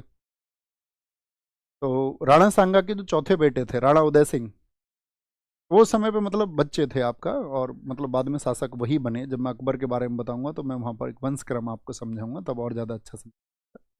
कहने का मतलब है उस समय पर राणा उदय सिंह थे। और यही किस्सा है जो भारतीय इतिहास में, जो मैं कहता था हमको बचपन से पढ़ाया जाता था, मुझे आज भी ध्यान है कि शायद हमने उसको चौथी या पांचवी क्लास में पढ़ी वो कहानी। तो हमको तीन ही कैरेक्टर उसमें याद है। राजा विक्रमादित्य का भाई बनवीर, जिसको बलवीर भी कहा जाता था, तो बलवीर ने राजा विक्रमादित्य की हत्या कर दी, और साथ में आपका राणा सांगा के जो वंशज थे उदय सिंह, उनको भी खत्म करना चाहता था। तो उस समय एक धाय माँ थी पन्ना, याद रख लेना। इसी समय क्या है उसका, 1544 में मेवाड़ अभियान। और मेवाड़ कैंपेन के टाइम पे कौन थी आपका, धाय माँ पन्ना। आप सबको पता होना चाहिए कि रानी कर्णावती उन्होंने जौहर कर लिया था, और अपने बेटे को किसको दे गई थी, पन्ना को, पन्ना धाय को, कि भाई तुम इसका ख्याल रखना, हम तो जौहर करने अब जा रहे हैं। तो धाई माँ का अपना बेटा भी था चंदन। चंदन और राणा उदय दोनों एकदम से एक जैसे थे, कद काठी के एक जैसे थे। तो जब विक्रमादित्य की हत्या करके उनके भाई बनवीर ने ये सोचा कि मैं उदय सिंह की भी हत्या कर दूं, तो उदय सिंह के बारे में, मतलब उदय सिंह की हत्या की योजना बनाई जा रही है, इस बारे में पता चला पन्ना दहाई को। तो पन्ना दहाई ने उन सोते हुए, आपने सुना होगा, सोते हुए उदय सिंह की जगह पे किसको लेटा दिया, अपने बेटे चंदन को। तो यहां पर एक माँ का किरदार आपको सोचना होगा कि अपने राज्य के लिए जिसकी सेवा कर रहे थे, अपने उस राष्ट्र के लिए, उसकी सुरक्षा के लिए, कि उसका जो उत्तराधिकारी है, सक्सेसर है, वो बचना चाहिए, अपने खुद के बेटे तक को कुर्बान कर दिया। तो वो भारतीय इतिहास में मतलब कभी ना भूले जाने वाला एक अध्याय है माँ पन्ना धाय का। तो माँ पन्ना धाय किस अभियान से हैं, तो आप कहोगे मेवाड़ अभियान इसी समय का है। ठीक है, आगे चलें। अपने बेटे चंदन को समर्पित कर दिया, और यही हमारी संस्कृति रही है। हमने सीखा कहाँ से है, हम सब ने। भारत की संस्कृति क्यों महान बनाती है, जैसे कि एक किस्सा यहाँ पे गुजरात का भी है, ऐसा ही सेम किस्सा है। वहाँ पे राजा नरदव थे, तो उनके यहाँ पर भी यही हुआ कि एक माँ ने अपने बच्चे को इसी तरह से समर्पित किया था। ये लगभग दो किस्से ऐसे हैं जो सबसे ज़्यादा चर्चित है भारतीय इतिहास में, क्योंकि उनको ये लगा ना कि भाई अगर राज सिंहासन खत्म हो जाएगा, और जिनका अन्न आज तक खाया है, हमारे यहाँ बोला जाता है ना कि भाई अन्न जिसका खाया है तो उसको चुकाना पड़ेगा। वो उनको समर्पित थी उस राज सिंहासन को। तो ऐसे विश्वसनीय लोग भी थे, जब आप इतिहास को पढ़ते हैं आप देखते हैं सब लोग तो राज सिंहासन कब्जाने के लिए रहते थे ज़्यादातर, लेकिन कुछ लोग विश्वसनीय भी होते थे जिनकी वजह से राज सिंहासन बचा रहता था। उन्हीं में से एक नाम है माँ पन्ना धाय। बात क्लियर है, थम्स अप करें। आप करेंगे, हाँ जी। अन्न और नमक जिनके खाए वो चुकाने होंगे। शेर शाह की डेथ हो गई 1545 में। शेर शाह का मकबरा कहाँ पर है? मकबरा खुद इसने बनवाया था सासाराम बिहार में। Sasaram Bihar. Tomb of Sher Shah. Tomb of Sher Shah. Sher Shah, ठीक है। अब देखो, शेर शाह की बहुत इतिहासकारों ने तुलना की है। जैसे बहुत सारे लोग ये कहते हैं कि भाई अकबर ने भारत को एक अच्छी व्यवस्था दी, लेकिन एक इतिहासकार है वुलजले हेग। तो वुलजले हेग ने ये कहा है कि मोहम्मद गोरी तो एक संस्थापक भी नहीं था। मोहम्मद गोरी से लेकर के, यानी कि आपका उसका जो दास था कुतुबुद्दीन ऐबक, उसने दिल्ली सल्तनत की स्थापना की। मोहम्मद गोरी और कुतुबुद्दीन ऐबक से लेकर के और अंतिम मुगल सम्राट तक कोई भी ऐसा शासक नहीं हुआ जिसकी व्यवस्थाओं के बारे में शेर शाह की तुलना की जा सकती है। यानी शेर शाह अतुलनीय है उन सब से। शेर शाह ने जो व्यवस्थाएं भारत को दी, इसीलिए आपका एक इतिहासकार कानून गो, उन्होंने कहा कि अकबर से तो कहीं ज़्यादा श्रेष्ठ है आपका शेर शाह, लेकिन उसको वो स्थान नहीं मिल पाया जो मिलना चाहिए। तो उसकी बहुत सारी व्यवस्थाएं जिनके बारे में तुलना कर रहे हैं, तो वो व्यवस्थाएं क्या थी वो लिखना है आपको। लिखना, पहली चीज, उसने जो आपका लैंड रेवेन्यू था, भू राजस्व, वो कर दिया उपज के आधार पर। भू राजस्व कैसे लेता था ये? उपज के आधार पर। उपज के आधार पर, on the basis of production. Land revenue कितना था इसके टाइम पे? लैंड रेवेन्यू कौन बताएगा? कुछ लोग कहते हैं 1/2 था। On the basis of production, तो इसके टाइम पे लिया जाता था 1/3। उपज का जो 1/3 होगा, 1/3 लिया जाएगा। दूसरा, पट्टा प्रथा इसने शुरू की। पट्टा प्रथा जिसे कबूलियत कहा गया, इसके टाइम की है। आपके गांव में मिलते हैं पट्टे? जो भूमिहीन लोग होते हैं, ठीक है, क्या बोलेंगे इसको? ही स्टार्टेड द पट्टा सिस्टम कॉल्ड कबूलियत। आपने अपने गांव में अक्सर देखे होंगे, या पूछना आप, अगर आप उस बारे में नहीं जानते हैं तो अपने पिताजी से जिक्र पूछना, क्या पिताजी गांव में पट्टे दिए जाते हैं? तो आप कहेंगे जो लोग भूमिहीन है, जिनके पास जमीन नहीं है, तो सरकारें उनको पट्टा देती हैं भाई, ताकि वो उस पर खेती कर सके। या कई बार आवासीय पट्टा दिया जाता है घर बनाने के लिए। तो इसने अपने समय पर लोगों को पट्टे देने शुरू किए, यानी जिनके पास जगह नहीं है उनके पास भी जगह होनी चाहिए, इसका ख्याल रखा, ठीक है। पट्टा जिसको कबूलियत कहा गया। अब इसने कुछ टैक्सेस भी लगाए यहाँ पे, याद लगा लेना। कुछ टैक्सेस थे यहाँ पर। जरीबाना, पूछे ना, जरीबाना कर किसने लगाया था? जरीबाना। और एक कर और था इसके सामने, महासिलाना। महासिलाना, ये इसके सामने, इसके साम्राज्य में अतिरिक्त कर हुआ करते थे। अतिरिक्त कर प्रशासन चलाने के लिए, ठीक है। कौन से? जरीबाना, जरीबाना एंड महासिलाना। महासिलाना टैक्स किसके टाइम पे लिए जाते थे? और इनकी दर होती थी 2.5% से लेकर के 5% तक, ये टैक्स लिए जाते थे। तीसरी चीज इसके समय पे जो महत्वपूर्ण हुई, इसने दीवान ए वजारत विभाग बनाया। दीवान ए वजारत डिपार्टमेंट, विभाग बनाया। ही क्रिएटेड दीवान ए वजारत डिपार्टमेंट। इसका क्या काम था इस विभाग का?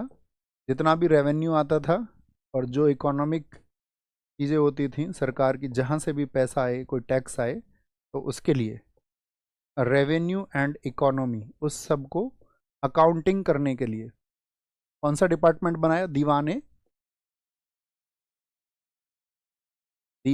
ए वजारत। ही क्रिएटेड दीवान ए वजारत डिपार्टमेंट। एक विभाग और बनवाया इसने, दीवान ए इंसा। दीवान ए इंसा विभाग बनाया। ही क्रिएटेड दीवान ए इंसा डिपार्टमेंट। और दीवान ए इंसा का क्या काम था? पत्र व्यवहार, यानी अपने किसी भी राजा को, नज़दीकी राजा को या अन्य देश से लोगों को जो पत्र लिखते रहते थे अपने संबंध मजबूत करने के लिए। फ़ोन थोड़ी था उस टाइम, रिचार्ज कर लो, हज का छोटा रिचार्ज और बात कर लो। करस्पॉन्डेंस के लिए था। एक विभाग और बनाया था इसने, दीवान ए काजा। दीवान ए काजा, दीवान ए काजा, ये क्या था? न्याय विभाग था। न्याय विभाग, जस्टिस डिपार्टमेंट था एक, जस्टिस डिपार्टमेंट, दीवान ए काजा, KAZA, कजा भी लिख सकते, दीवान ए कजा। और इसके समय पे इसने अपनी व्यवस्थाओं को इतना बेहतर किया कि इसके बारे में एक स्टेटमेंट आता है कि इसने जो गांवों में अधिकार दिए वो दे दिए चौधरी और मुकद्दम लोगों को, कि भाई तुम्हारे यहाँ चोरी होगी तो तुम चौधरी, तुम जिम्मेदार हो, चौधरी साहब। मुकद्दम, तुम जिम्मेदार हो अगर तुम्हारे गांव में कोई लूट हुई, कुछ भी हुआ। या तो तुम उस व्यक्ति को ढूंढ के दोगे कि भाई चोरी इसने की है, तो वो बताएगा जाकर के भैया इसने चोरी की है, इसको दंड किया जाए। अगर नहीं तुम ढूंढ पाए और तुमने नहीं बताया कि कौन है, तो फिर वो दंड और पैसा तुमसे लिया जाएगा। इसी का तो फायदा उठाया चौधरी लोगों ने। फिर वो राजा के सामने किसी को भी पेश कर देते, चोरी करवा दी किसी से और पेश कर दिया किसी को, जी ये है चोरी करने वाला, निर्दोष आदमी मारा गया, उसके दुष्परिणाम भी निकले। लेकिन एक बहुत सारे लोगों ने कहा है कि उसके समय पे लोगों में मतलब शेरशाह सूरी का डर था, क्योंकि मैं तुमको बता ही चुका हूँ वो कितना चालाक आदमी था, उसके बारे में जो किस्से थे वो सब जगह प्रचलित थे। तो यहाँ पर उसे ये कहा गया कि भाई तुम जो है ना, अगर कुछ गलत तरीके से इंटरप्रेट करोगे, मतलब गलत तरीके से पेश करोगे शेरशाह के सामने, तो उसको वो पकड़ लेगा। तो यहीं पे बहुत सारे लोगों ने कहा है कि शेरशाह के समय पे जो पुलिस व्यवस्था थी चौधरियों के द्वारा, मुकद्दमों के द्वारा, वो इतनी बेहतर थी कि एक बूढ़ी स्त्री भी शेरशाह सूरी के समय सोने के आभूषणों से भरा हुआ टोकरा कहीं भी ले जा सकती थी। तो आप समझ रहे हैं इस स्टेटमेंट से कि बूढ़ी स्त्री सोने का टोकरा लेकर कहीं चले जाए। ये किसके शासनकाल को कहा गया है? तो ये शेरशाह के शासनकाल को कहा गया है। बात क्लियर है? आगे चलें, कोई दिक्कत? 1/3 होगा जी। दीवान कजा विभाग हो गया आपका, पुलिस व्यवस्था मैंने आपको बता दी। और बताओ और क्या बनवाया इसने? सबसे चर्चित क्या है भैया? GT रोड, ठीक है। सड़कें बनवाई इसने, सराय बनवाई थी 1700। कितना नंबर हो गया? 5। हटा लिखिए। इसने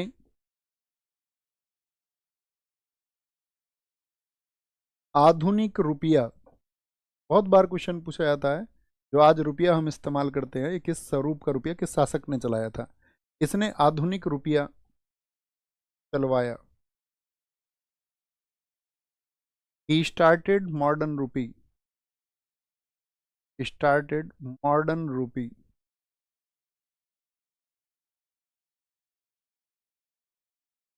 मॉडर्न रूपी। और इसके टाइम पे जो किस चीज़ के बने हुए थे ये? एक तो चांदी का बना हुआ था, और चांदी का जो बना हुआ था उसको क्या कहते थे? टंका। और टंका होता था इसके टाइम पे 180 ग्रेन का, 180 ग्रेन, ग्राम नहीं ग्रेन। अगर मैं आपसे पूछूं कि मतलब कितने ग्राम का हो गया ये, तो इसमें आप 15.5 से भाग कर लेना है ना। 1 ग्राम में 15.5 ग्रेन होते हैं। इसके टाइम पे ही एक सिक्का बना था आपका तांबे का, कॉपर का। ये तो किसका था? मेड ऑफ सिल्वर था, टंका, 180 ग्रेन्स का। और तांबे का इससे दुगना था। तांबे का जो बनाया इसने वो बनाया दाम, उसको बोला गया दाम। और वो कितना था? 360 ग्रेन का। 15.5 से भाग करो इसमें, अब बताओ कितने ग्राम का होगा ये। ठीक है, आधुनिक स्वरूप का रुपया चलवाया। और उस आधुनिक स्वरूप के रुपया को जो चलवाया, इसको इसने नाम दिया रुपया। क्या नाम दिया? रुपया नाम दिया। और इस रुपया को इसने इस पे जो लिखवाया वो देवनागरी लिपि में लिखवाया। आपको मैंने पॉलिटी पढ़ाई थी तो मैंने बताया था भारत की जो साथी आपका राजभाषा है वो हिंदी और लिपि देवनागरी होगी। ये किस आर्टिकल में कहा गया है? आर्टिकल 343। यानी कि हिंदी भाषा, जैसे मैं लिख रहा हूँ अब हिंदी को खराब सी राइटिंग में, तो ये कौन सी लिपि है? तो ये देवनागरी लिपि है। इसके बारे में मैंने आपको पहले भी बताया था कि जैसे अंग्रेजी भाषा की लिपि रोमन है, पंजाबी गुरुमुखी में लिखी जाती है, तो हर भाषा की अपनी एक लिपि होती है। तो वह कौन शासक है जिसने देवनागरी भाषा का अपनी राजमुद्राओं पर इस्तेमाल किया? तो वो शेरशाह सूरी ही है। ओके, सातवीं बात, इसने सड़क ए आजम, सड़क ए आजम, जिसको बाद में एक ब्रिटिश वायसराय ने क्या नाम दे दिया था, GT road, grand trunk road, बनवाई। दरअसल में उन्होंने क्या कि उसको बिल्कुल पक्का करा दिया था, इसने उस पर ईंट वगैरह ये डलवाई थी, पत्थर डलवाए थे, तो सड़क ए आजम नाम इसने दिया था। ही बिल्ड द जीटी रोड, ये लिख लीजिए, उससे भी याद रहेगा। कौन बताएगा जीटी रोड जो नाम है कौन वायसराय किसने रखा? ऑकलैंड ने, ये आपको पता होना चाहिए। ओके, आठवां, इसने डाक सेवा को जन्म दिया, डाक सेवा को जन्म दिया, और इसके समय पे जो डाक सेवा को संभालता था वो था इसके समय पे प्रमुख हेमू, हेमू इसके टाइम पे संभालता था। अब देखो एक और क्वेश्चन आएगा आपका, अकबर के समय पे एक मैं प्रणाली समझाऊंगा आपको कि 10 वर्षीय एक अध्ययन करेंगे तो दहसाला सिस्टम शुरू होगा अकबर के टाइम पे एक भूमि के लिए। तो उस दहसाला को जो शुरू किया वो टोडरमल ने शुरू किया। तो यहाँ पर हमको याद रखना है कि इसके टाइम पे जो भू राजस्व था, जो उपज के आधार पर इसने तय किया था, तो ये सब इसका जो जनक है ना यहाँ पर, वो जनक है टोडरमल। यही टोडरमल है जो अकबर के 9 रत्नों में से एक होगा, या अकबर के फाइनेंस मिनिस्टर के तहत काम करेगा। अकबर का वित्त मंत्री ये टोडरमल ही रहेगा आगे चल के। मैं वहां पर आपसे पूछूंगा कि किसके समय पर टोडरमल आपको पढ़ाया गया था। इसने डाक सेवा को जन्म दिया, he started the postal system. लेकिन आपको क्या पढ़ाया जाता है इसमें, डाक सेवा का जनक कौन है? तो डलहौजी को पढ़ाया जाता है या नहीं? लेकिन इसने उसको शुरू कर दिया था, फिर अंग्रेजों ने खुद के लिए लिखवा दिया। लिखना, नवा, रोहतासगढ़ के किले को सुदृढ़ कराया, रोहतासगढ़ के किले को सुदृढ़ करवाया, यानी उसको मजबूत कराया, सुदृढ़ कराया। स्ट्रेंथन द रोहतासगढ़ फोर्ट, किसने बनवाया था? कल मैंने आपको बताया, जरा बताओ। Strengthen the Rohtasgarh fort, Rohtasgarh fort. ठीक है, एक और चीज लिखो, कला का संरक्षक भी था ये। इसके समय, इसके समय मलिक मोहम्मद उजाइसी ने किस वर्ष में लिखी थी पद्मावत, जरा बताएं। मलिक मोहम्मद जायसी ने, इसके बेटों के समय पर भी रहा मलिक मोहम्मद जायसी। मलिक मोहम्मद जायसी ने पद्मावत, मैंने आपको बताया था जलालुद्दीन खिलजी का अभियान में आपको बता रहा था 1303 में के बारे में जिक्र मिलता है पद्मावत से, और पद्मावत लिखी गई है 1540 एडी में, यानी जब शेरशाह सूरी अपनी गद्दी पर बैठा तो उसके बाद में पद्मावत लिखी गई। At his time Malik Muhammad Jayasi wrote Padmavat. Clear है, कोई दिक्कत? तो ये मलिक मोहम्मद जायसी की उपलब्धियां हैं, यहाँ पर ये लिख लेना। इसकी उपलब्धियों के बारे में कौन से इतिहासकार के बारे में मैंने कहा था? एक तो वुलजले हेग, हेग लिख लो सिर्फ, वुलजले भी याद रखने की जरूरत। हेग और कानूनगो, दो इतिहासकार हैं ये। कानूनगो ने इसे अकबर से श्रेष्ठ माना है, इसे अकबर से, ए आर कानूनगो ने भी,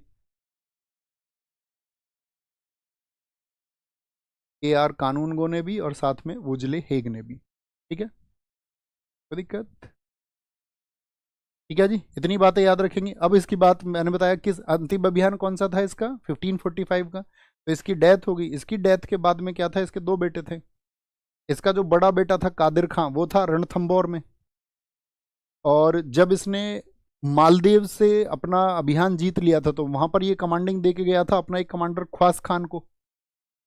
तो ख्वास खान और आदिल खान ने तो एक समूह बना लिया, क्योंकि आदिल खां बड़ा बेटा था और शेर शाह ने ये सोच लिया कि भाई बड़ा बेटा गद्दी पे बैठेगा, पहले ही सोचा था उसने। लेकिन उसके सरदारों ने देखा कि जो इसका बड़ा बेटा है आदिल खां, वो बहुत अत्यंत विलासी व्यक्ति है, आराम पसंद आदमी है, जबकि इसका छोटा बेटा जो था जलाल, वो कहते हैं कि एक योग्य सैनिक था और परिश्रमी था। तो इसलिए सारे सरदार हो गए आपका पक्ष में किसके, छोटे बेटे के। और जो नालायक था उसका पक्ष कौन ले, वही दो चार सरदारों ने लिया होगा, जो आपका मौज मस्ती करने वाले सरदार होते हैं। देखो क्या क्या बात कर रहे हैं। एक कह रहा अहीर अटेंडेंस प्लीज।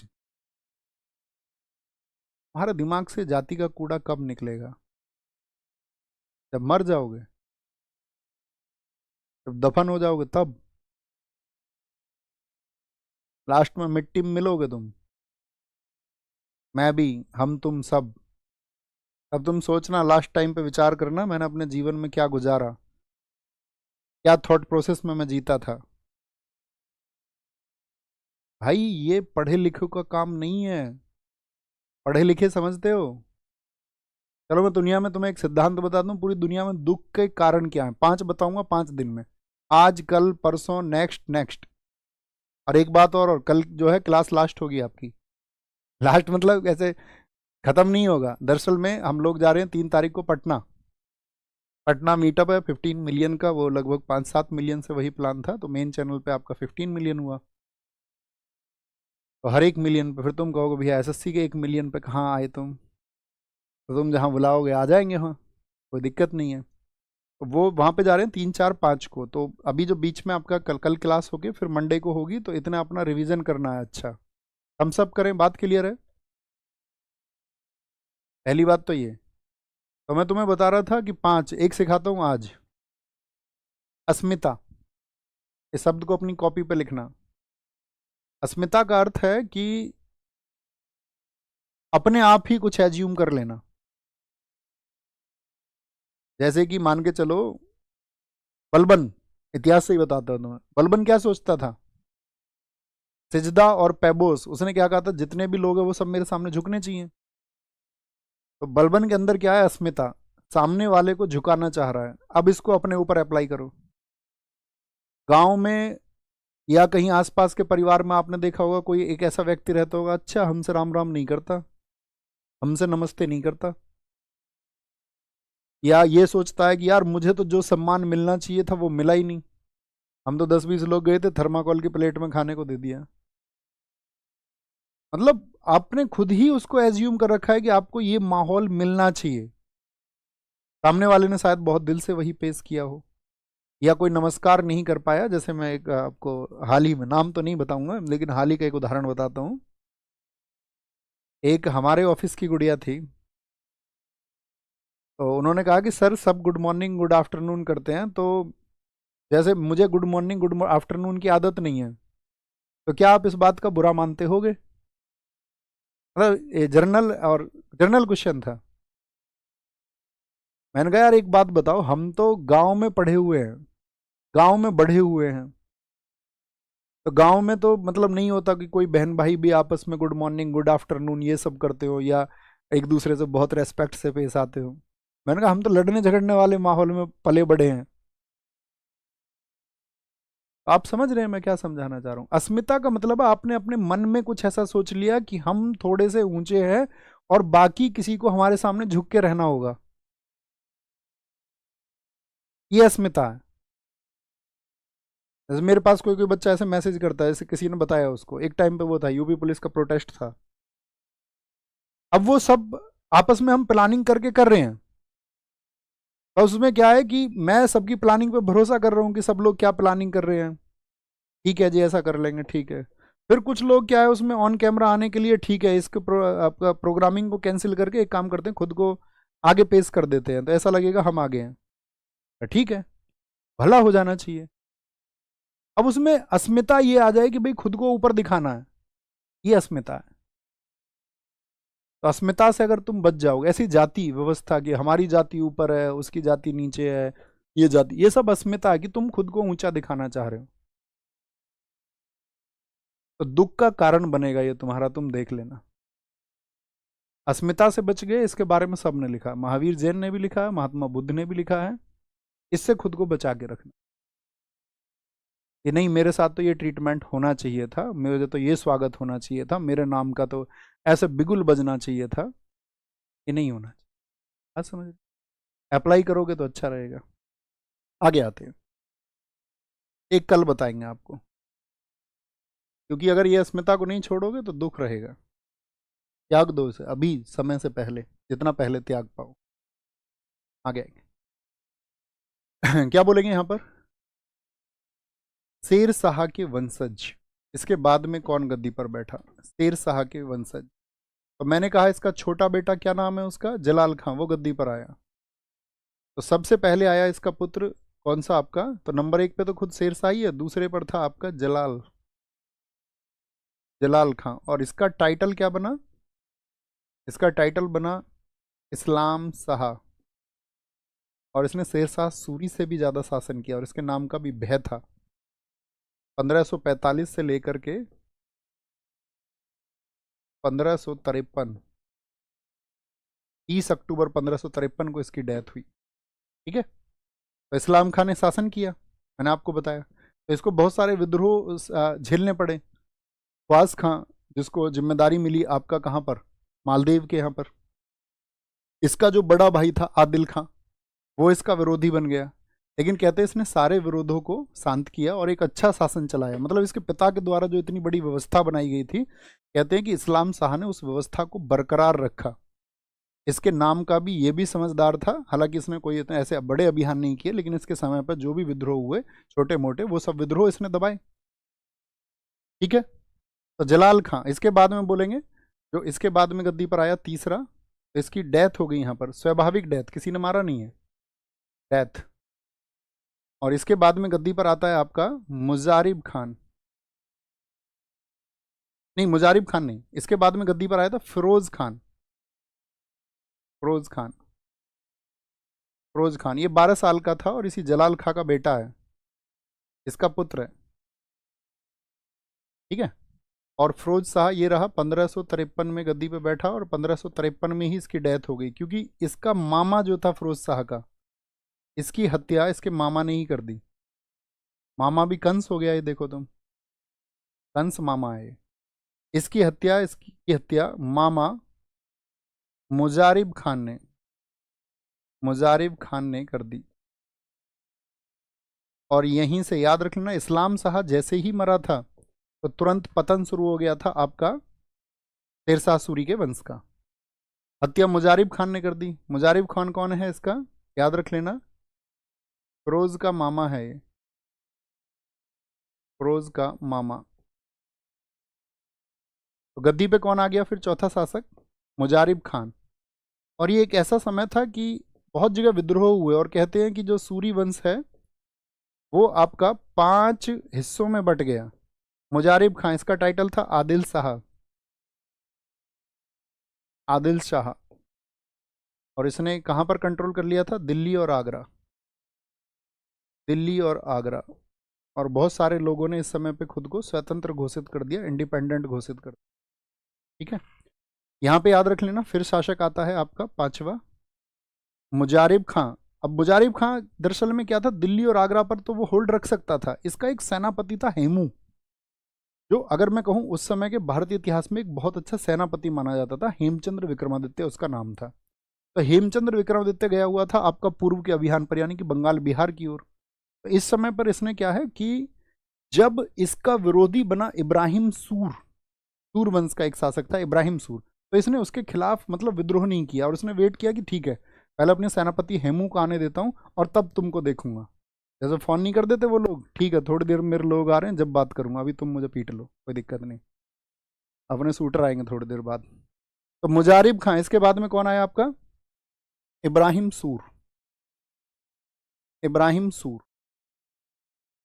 और इब्राहिम सूर ये महीने 2 महीने की कहानी है सारी, क्या बोलोगे, इसने सरहिंद का युद्ध लड़ा था, याद है ना, मैंने आपको बताया था, हुमायूं से सरहिंद का युद्ध इसने लड़ा था।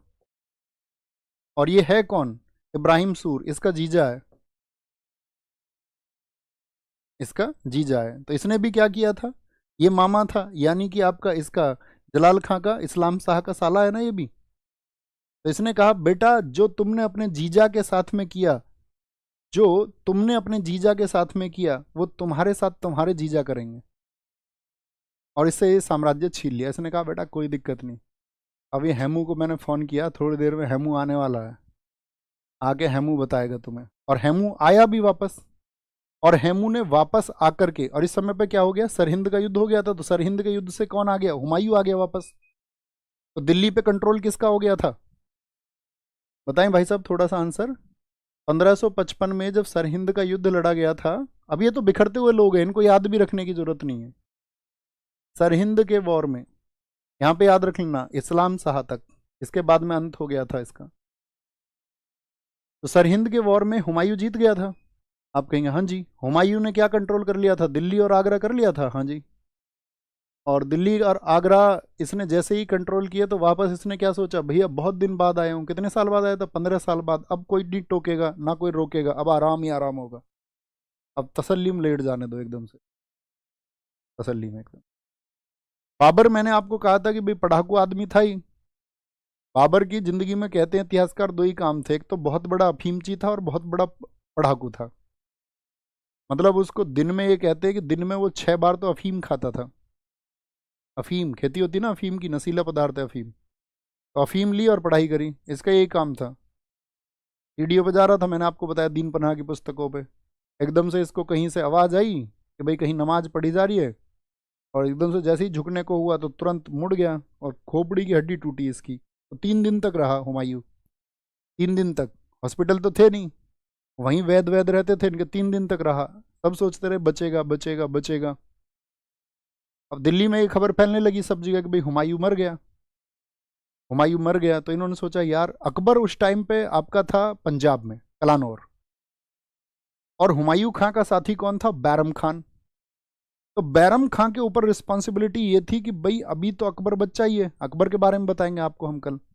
अकबर को हम 3 क्लासेस में पढ़ेंगे, एक अकबर का सामान्य जीवन, एक अकबर के जो विजय अभियान है, और एक साथ में अकबर की जो प्रशासनिक व्यवस्थाएं रही हैं। हम सब करें, बात क्लियर है, उसने क्या दिया, उसको क्यों कहा गया द ग्रेट अकबर, या ग्रेट कहा जाए या ना, या कितनी महानता के काम थे क्या। मतलब ऐसा होता है ना, देखो कभी भी एक जो ब्लॉट होता है, कलंक, किसी के ऊपर कोई कलंक है, अगर कोई व्यक्ति महान काम कर दे, जैसे सम्राट अशोक थे, मान के चलो उन्होंने भी कलिंग का युद्ध लड़ा और कई लाख लोग मारे गए, लेकिन अशोक के जो कार्य हैं उन्होंने उस चीज को दमन कर दिया, दमित कर दिया इस चीज को, कि भाई जो वो कार्य हैं वो मेरी एक भूल थी, मैं उसका पश्चाताप करते हुए एक महान जीवन जीऊंगा। तो आपके जीवन में भी आपको इतिहास इसीलिए पढ़ाया जाता है कि आप सीखें, और आप ये बोलें ठीक है, मुझसे मेरी जिंदगी में अब तक जो कुछ भी भूल हुई थी, या कोई पाप मुझसे हुआ था, या मैं किसी भी गलत मानसिकता का शिकार था, मैं अब के बाद में ऐसी मानसिकता का शिकार नहीं होऊंगा। अब मैं खुद को ग्रेट बनाऊंगा, अब मैं खुद को महान बनाऊंगा, और उसकी यात्रा आज से शुरू होती है। तो इसीलिए बहुत सारे लोगों को इतिहासकारों ने कहा ग्रेट। वो क्या कारण होंगे उनको सबको पढ़ेंगे। तो क्या बताया मैंने, तो ये 3 दिन तक आपका पड़ा रहा। तो यहाँ पे भैया दिल्ली में जब खबरें चली, सब ने कहा कि भाई यार अब तो शायद ऐसा हो सकता है कि भाई हुमायूं मारा गया, अब कौन गद्दी पे बैठेगा। तो विद्रोह की बातें उठने लगी। तो एक आदमी को ढूंढ के लेके आया बैरम खां, मुल्ला बेकसी। तो ये मुगलों के टाइम पे क्या होता था, झरोका दर्शन होता था। जैसे अभी तुमने देखा होगा ना, सलमान खान अपने फैंस के लिए आके हाथ हिला देगा ऐसे, अमिताभ बच्चन, शाहरुख खान भी आएगा मन्नत पे ऐसे हाथ हिला देगा, और भाई गरीबों जाओ अपने घर, सलमान खान भी आएगा। अरे यार इनको रोज आ जाते हैं ये लोग, ठीक है निकल लो अब सारे के सारे। स्टार लोग हैं भाई, क्या आवाज थोड़ी आ रही है क्या कह रहे हैं, ऐसे ही हाथ हिलाते हैं अपने फैंस के लिए। और ऐसा हो जाता है, अच्छी बातें करते हो बहुत सारी, कहते हैं यार कितने दिल खुश आदमी है, मैं इन्हीं की वजह से हूँ। मतलब कुछ भी पॉसिबिलिटी है ना, तुम कैसे जानोगे। बहुत सा बच्चा ऐसा होता है, चाचा तुम भी रोज ही मिल जाते हो, चाचा ने सोची नमस्ते कर रहे हैं। कोई किसी भी तरह का व्यक्ति हो सकता है। दिल्ली और आगरा, तो यहाँ 17 दिन ये झरोका दर्शन जो होता था, 17 दिन यहाँ पे एक व्यक्ति खड़ा करा इन्होंने। जब दिल्ली की जनता ने कहा नहीं हुमायूं को देखना, हुमायूं तो मर गया, हुमायूं कहाँ से लेके आए 3 दिन बाद। तो मुल्ला बेकसी को लेकर आए हुमायूं के कपड़े पहना के। उसने कहा कोई दिक्कत नहीं है, जनता में मौजूद हूँ, टेंशन नहीं लेनी है, हुमायूं अभी जिंदा, बोलेगा तो पकड़ा जाएगा, आवाज ही नहीं आ रही है, जनता खड़ी है। सबके मन में तसल्ली आई। उधर वो लेके आ रहे हैं कि कहीं विद्रोह ना हो जाए भीतर राज दरबार में, अकबर को इतने लेके आएंगे। ये खबर पता चल गई। जो मैं बता रहा हूँ ना, आदिल शाह, इसका सेनापति कौन है? आदिल शाह का सेनापति था हेमचंद्र विक्रमादित्य, हेमू। इसने कहा अच्छा बेटा पागल बना रहे हो, हैं, वेज खरीद लो, वेज खरीद लो, वेज खरीद लो, हम बच्चों को समझ में नहीं आता। सेनापति हेमू।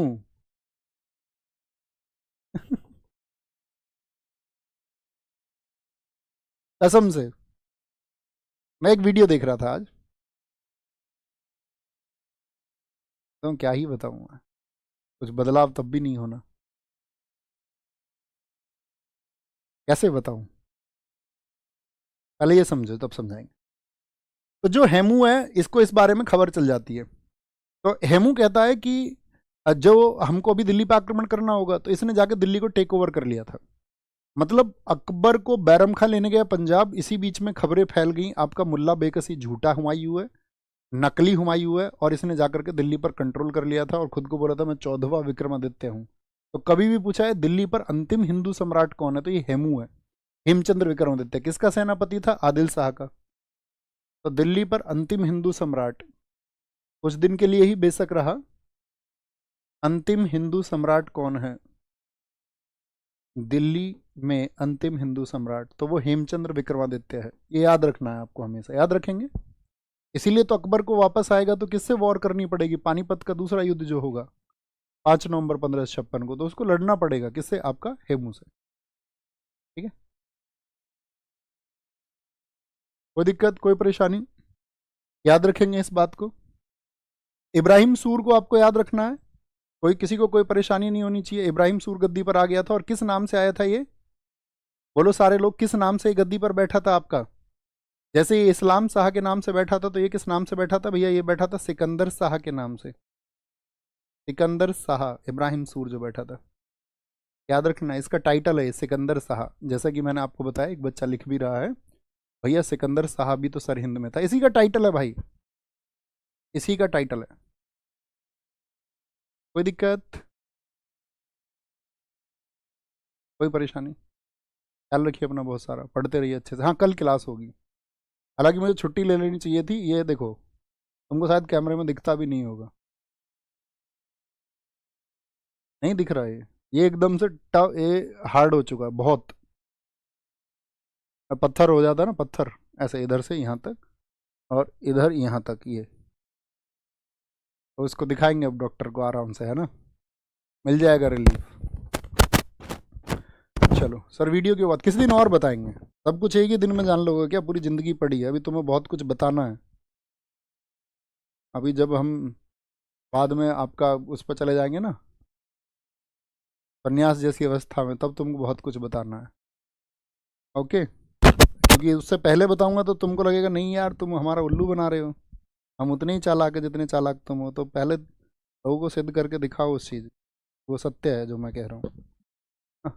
बाकी ख्याल रखो, नमस्ते, जय हिंद, जय भारत। और भाई साहब क्वेश्चन तो रह ही गए आज के, ये बताओ फटाफट से बता दो, क्वेश्चन तो आज के याद ही नहीं रहे।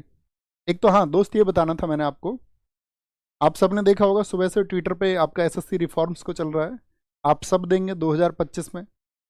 थम्स सब करके बताओ कितने ऐसे लोग हैं जो सीजीएल देने वाले हैं, सीएचएसएल देने वाले हैं, सीपीओ होगा चाहे आपका, चाहे आपका साथी एमटीएस हो, या कोई भी एग्ज़ाम हो आपका, कोई भी एसएससी का, जो एसएससी का हो, चाहे जीडी हो, चाहे दिल्ली पुलिस हो आपका, ठीक है, जो भी एग्ज़ाम आपका एसएससी का है, सभी लोग होंगे मोस्ट ऑफ। अभी आपने देखा होगा बहुत सारे सर लोग उस मुहिम को चला रहे हैं बहुत टाइम से, कि भाई वो इनिशिएट लेके चल रहे हैं, सब चैनल्स पर चल रहा है, आपने देखा भी होगा भाई, अभिनय सर आपका उसको लगातार चला रहे हैं आपका, नीतू मैम भी उसके लिए प्रयास कर रही हैं आपका कोर्ट प्रोसेस के थ्रू, बाकी टीचर्स का ग्रुप है, बहुत सारे लोग, मतलब लगभग ऑलमोस्ट सभी लोग हैं, है ना, उसमें सबकी बात आपका, सब लोग आपस में शेयर करते हैं अपनी चीज़ों को।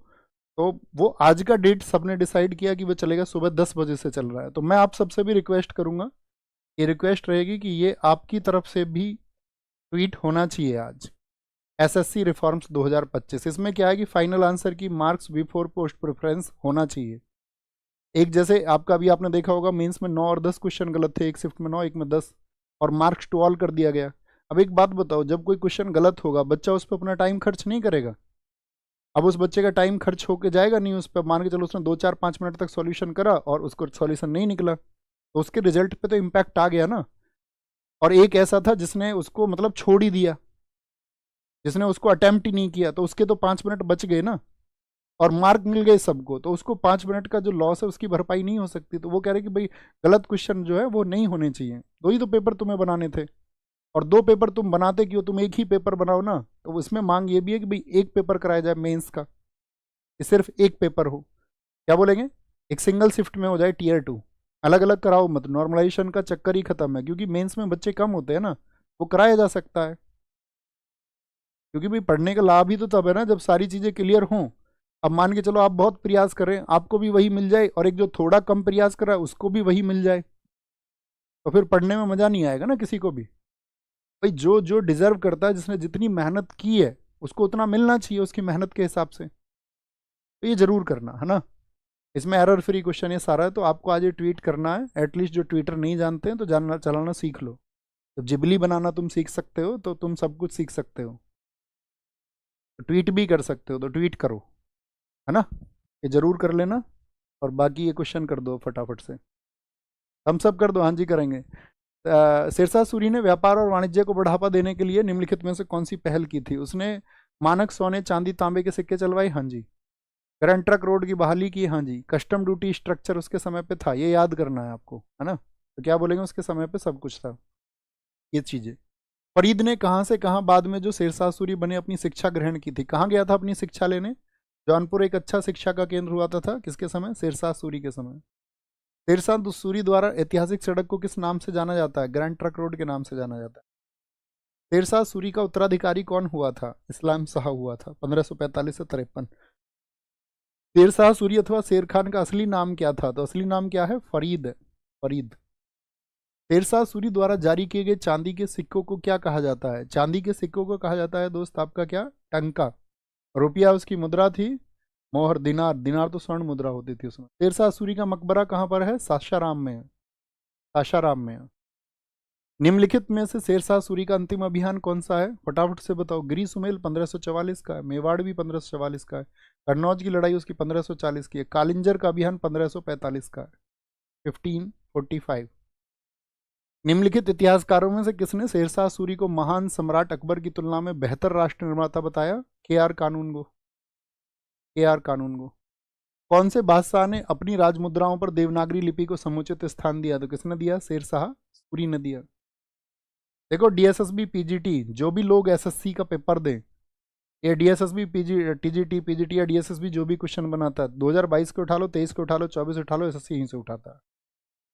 ठीक है, याद रखेंगे इसको। और SSC के लिए हमारी क्विज कब से शुरू हो रही है बताओ? प्रीवियस ईयर कब से शुरू होगा हमारा PYQ? डेट पता है ना सबको? निचोड़ देंगे, निचोड़, PYQ को निचोड़ देंगे। कोई भी एग्जाम आपका हो, कोई भी SSC का इस बार जो आप दोगे, और मैं प्रॉमिस करता हूँ सारे निकलेंगे, लेकिन आपको प्रॉमिस मुझसे ही करना होगा बाकी सब्जेक्ट में भी आपकी परफॉर्मेंस अच्छी रहेगी। 1 मई, इसको माइंड में रखना। शेरशाह को अपनी वीरता से प्रभावित करने वाले जैता और कुंभा किस स्थान से संबंधित है? तो वो मारवाड़ से हैं, मारवाड़ से हैं। ठीक है, यहाँ पर एक क्वेश्चन दे दें आपको होमवर्क का। आज होमवर्क का क्वेश्चन नहीं देते, आज होमवर्क में देते हैं आपको करने के लिए ट्वीट। ट्विटर पर जाकर आपसे रिक्वेस्ट है, और यही गुरु दक्षिणा है कि आप एक ट्वीट करेंगे जाकर के, और जब कभी भी छात्रों की आवाज़ उठे तो उसमें संगठित होकर के आप भी आवाज़ उठाया करो। टीचर्स उठाए ना उठाए, आप देख लिया करो, कोई भी एक टीचर जो कर रहे हैं, और उसमें कोई ऐसा प्रेशर बनाने की ज़रूरत नहीं है किसी के ऊपर भी। तुम नहीं कह रहे हो, वो नहीं कह रहे हैं, वो तुम्हारे हक की लड़ाई है, तुम्हारे हित की लड़ाई, वो तुमको लड़नी होगी हमेशा। ठीक है। भगत सिंह जब अपनी लड़ाई लड़ रहे थे तो वो किसी से ये नहीं बोल रहे थे कि नहीं तुमको भी यही करना चाहिए, तुमको भी यही करना चाहिए, जेल में भूख हड़ताल तुमको भी करनी चाहिए। वो अपनी जिद और जुनून होता है ना। तो वो संघर्ष किया करो, और इसमें टीचर्स का जब साथ मिले तो बड़े प्यार से और स्नेह से उनसे कहा करो, वो ज़्यादा जल्दी आपके पक्ष में होंगे। बोला करो सर ज़रूरत है आपकी। ख्याल है? ओके, अपना ध्यान रखो बहुत सारा। बाय बाय, टेक केयर, जय हिंद, जय भारत, नमस्ते। मिलते हैं कल अकबर के साथ में।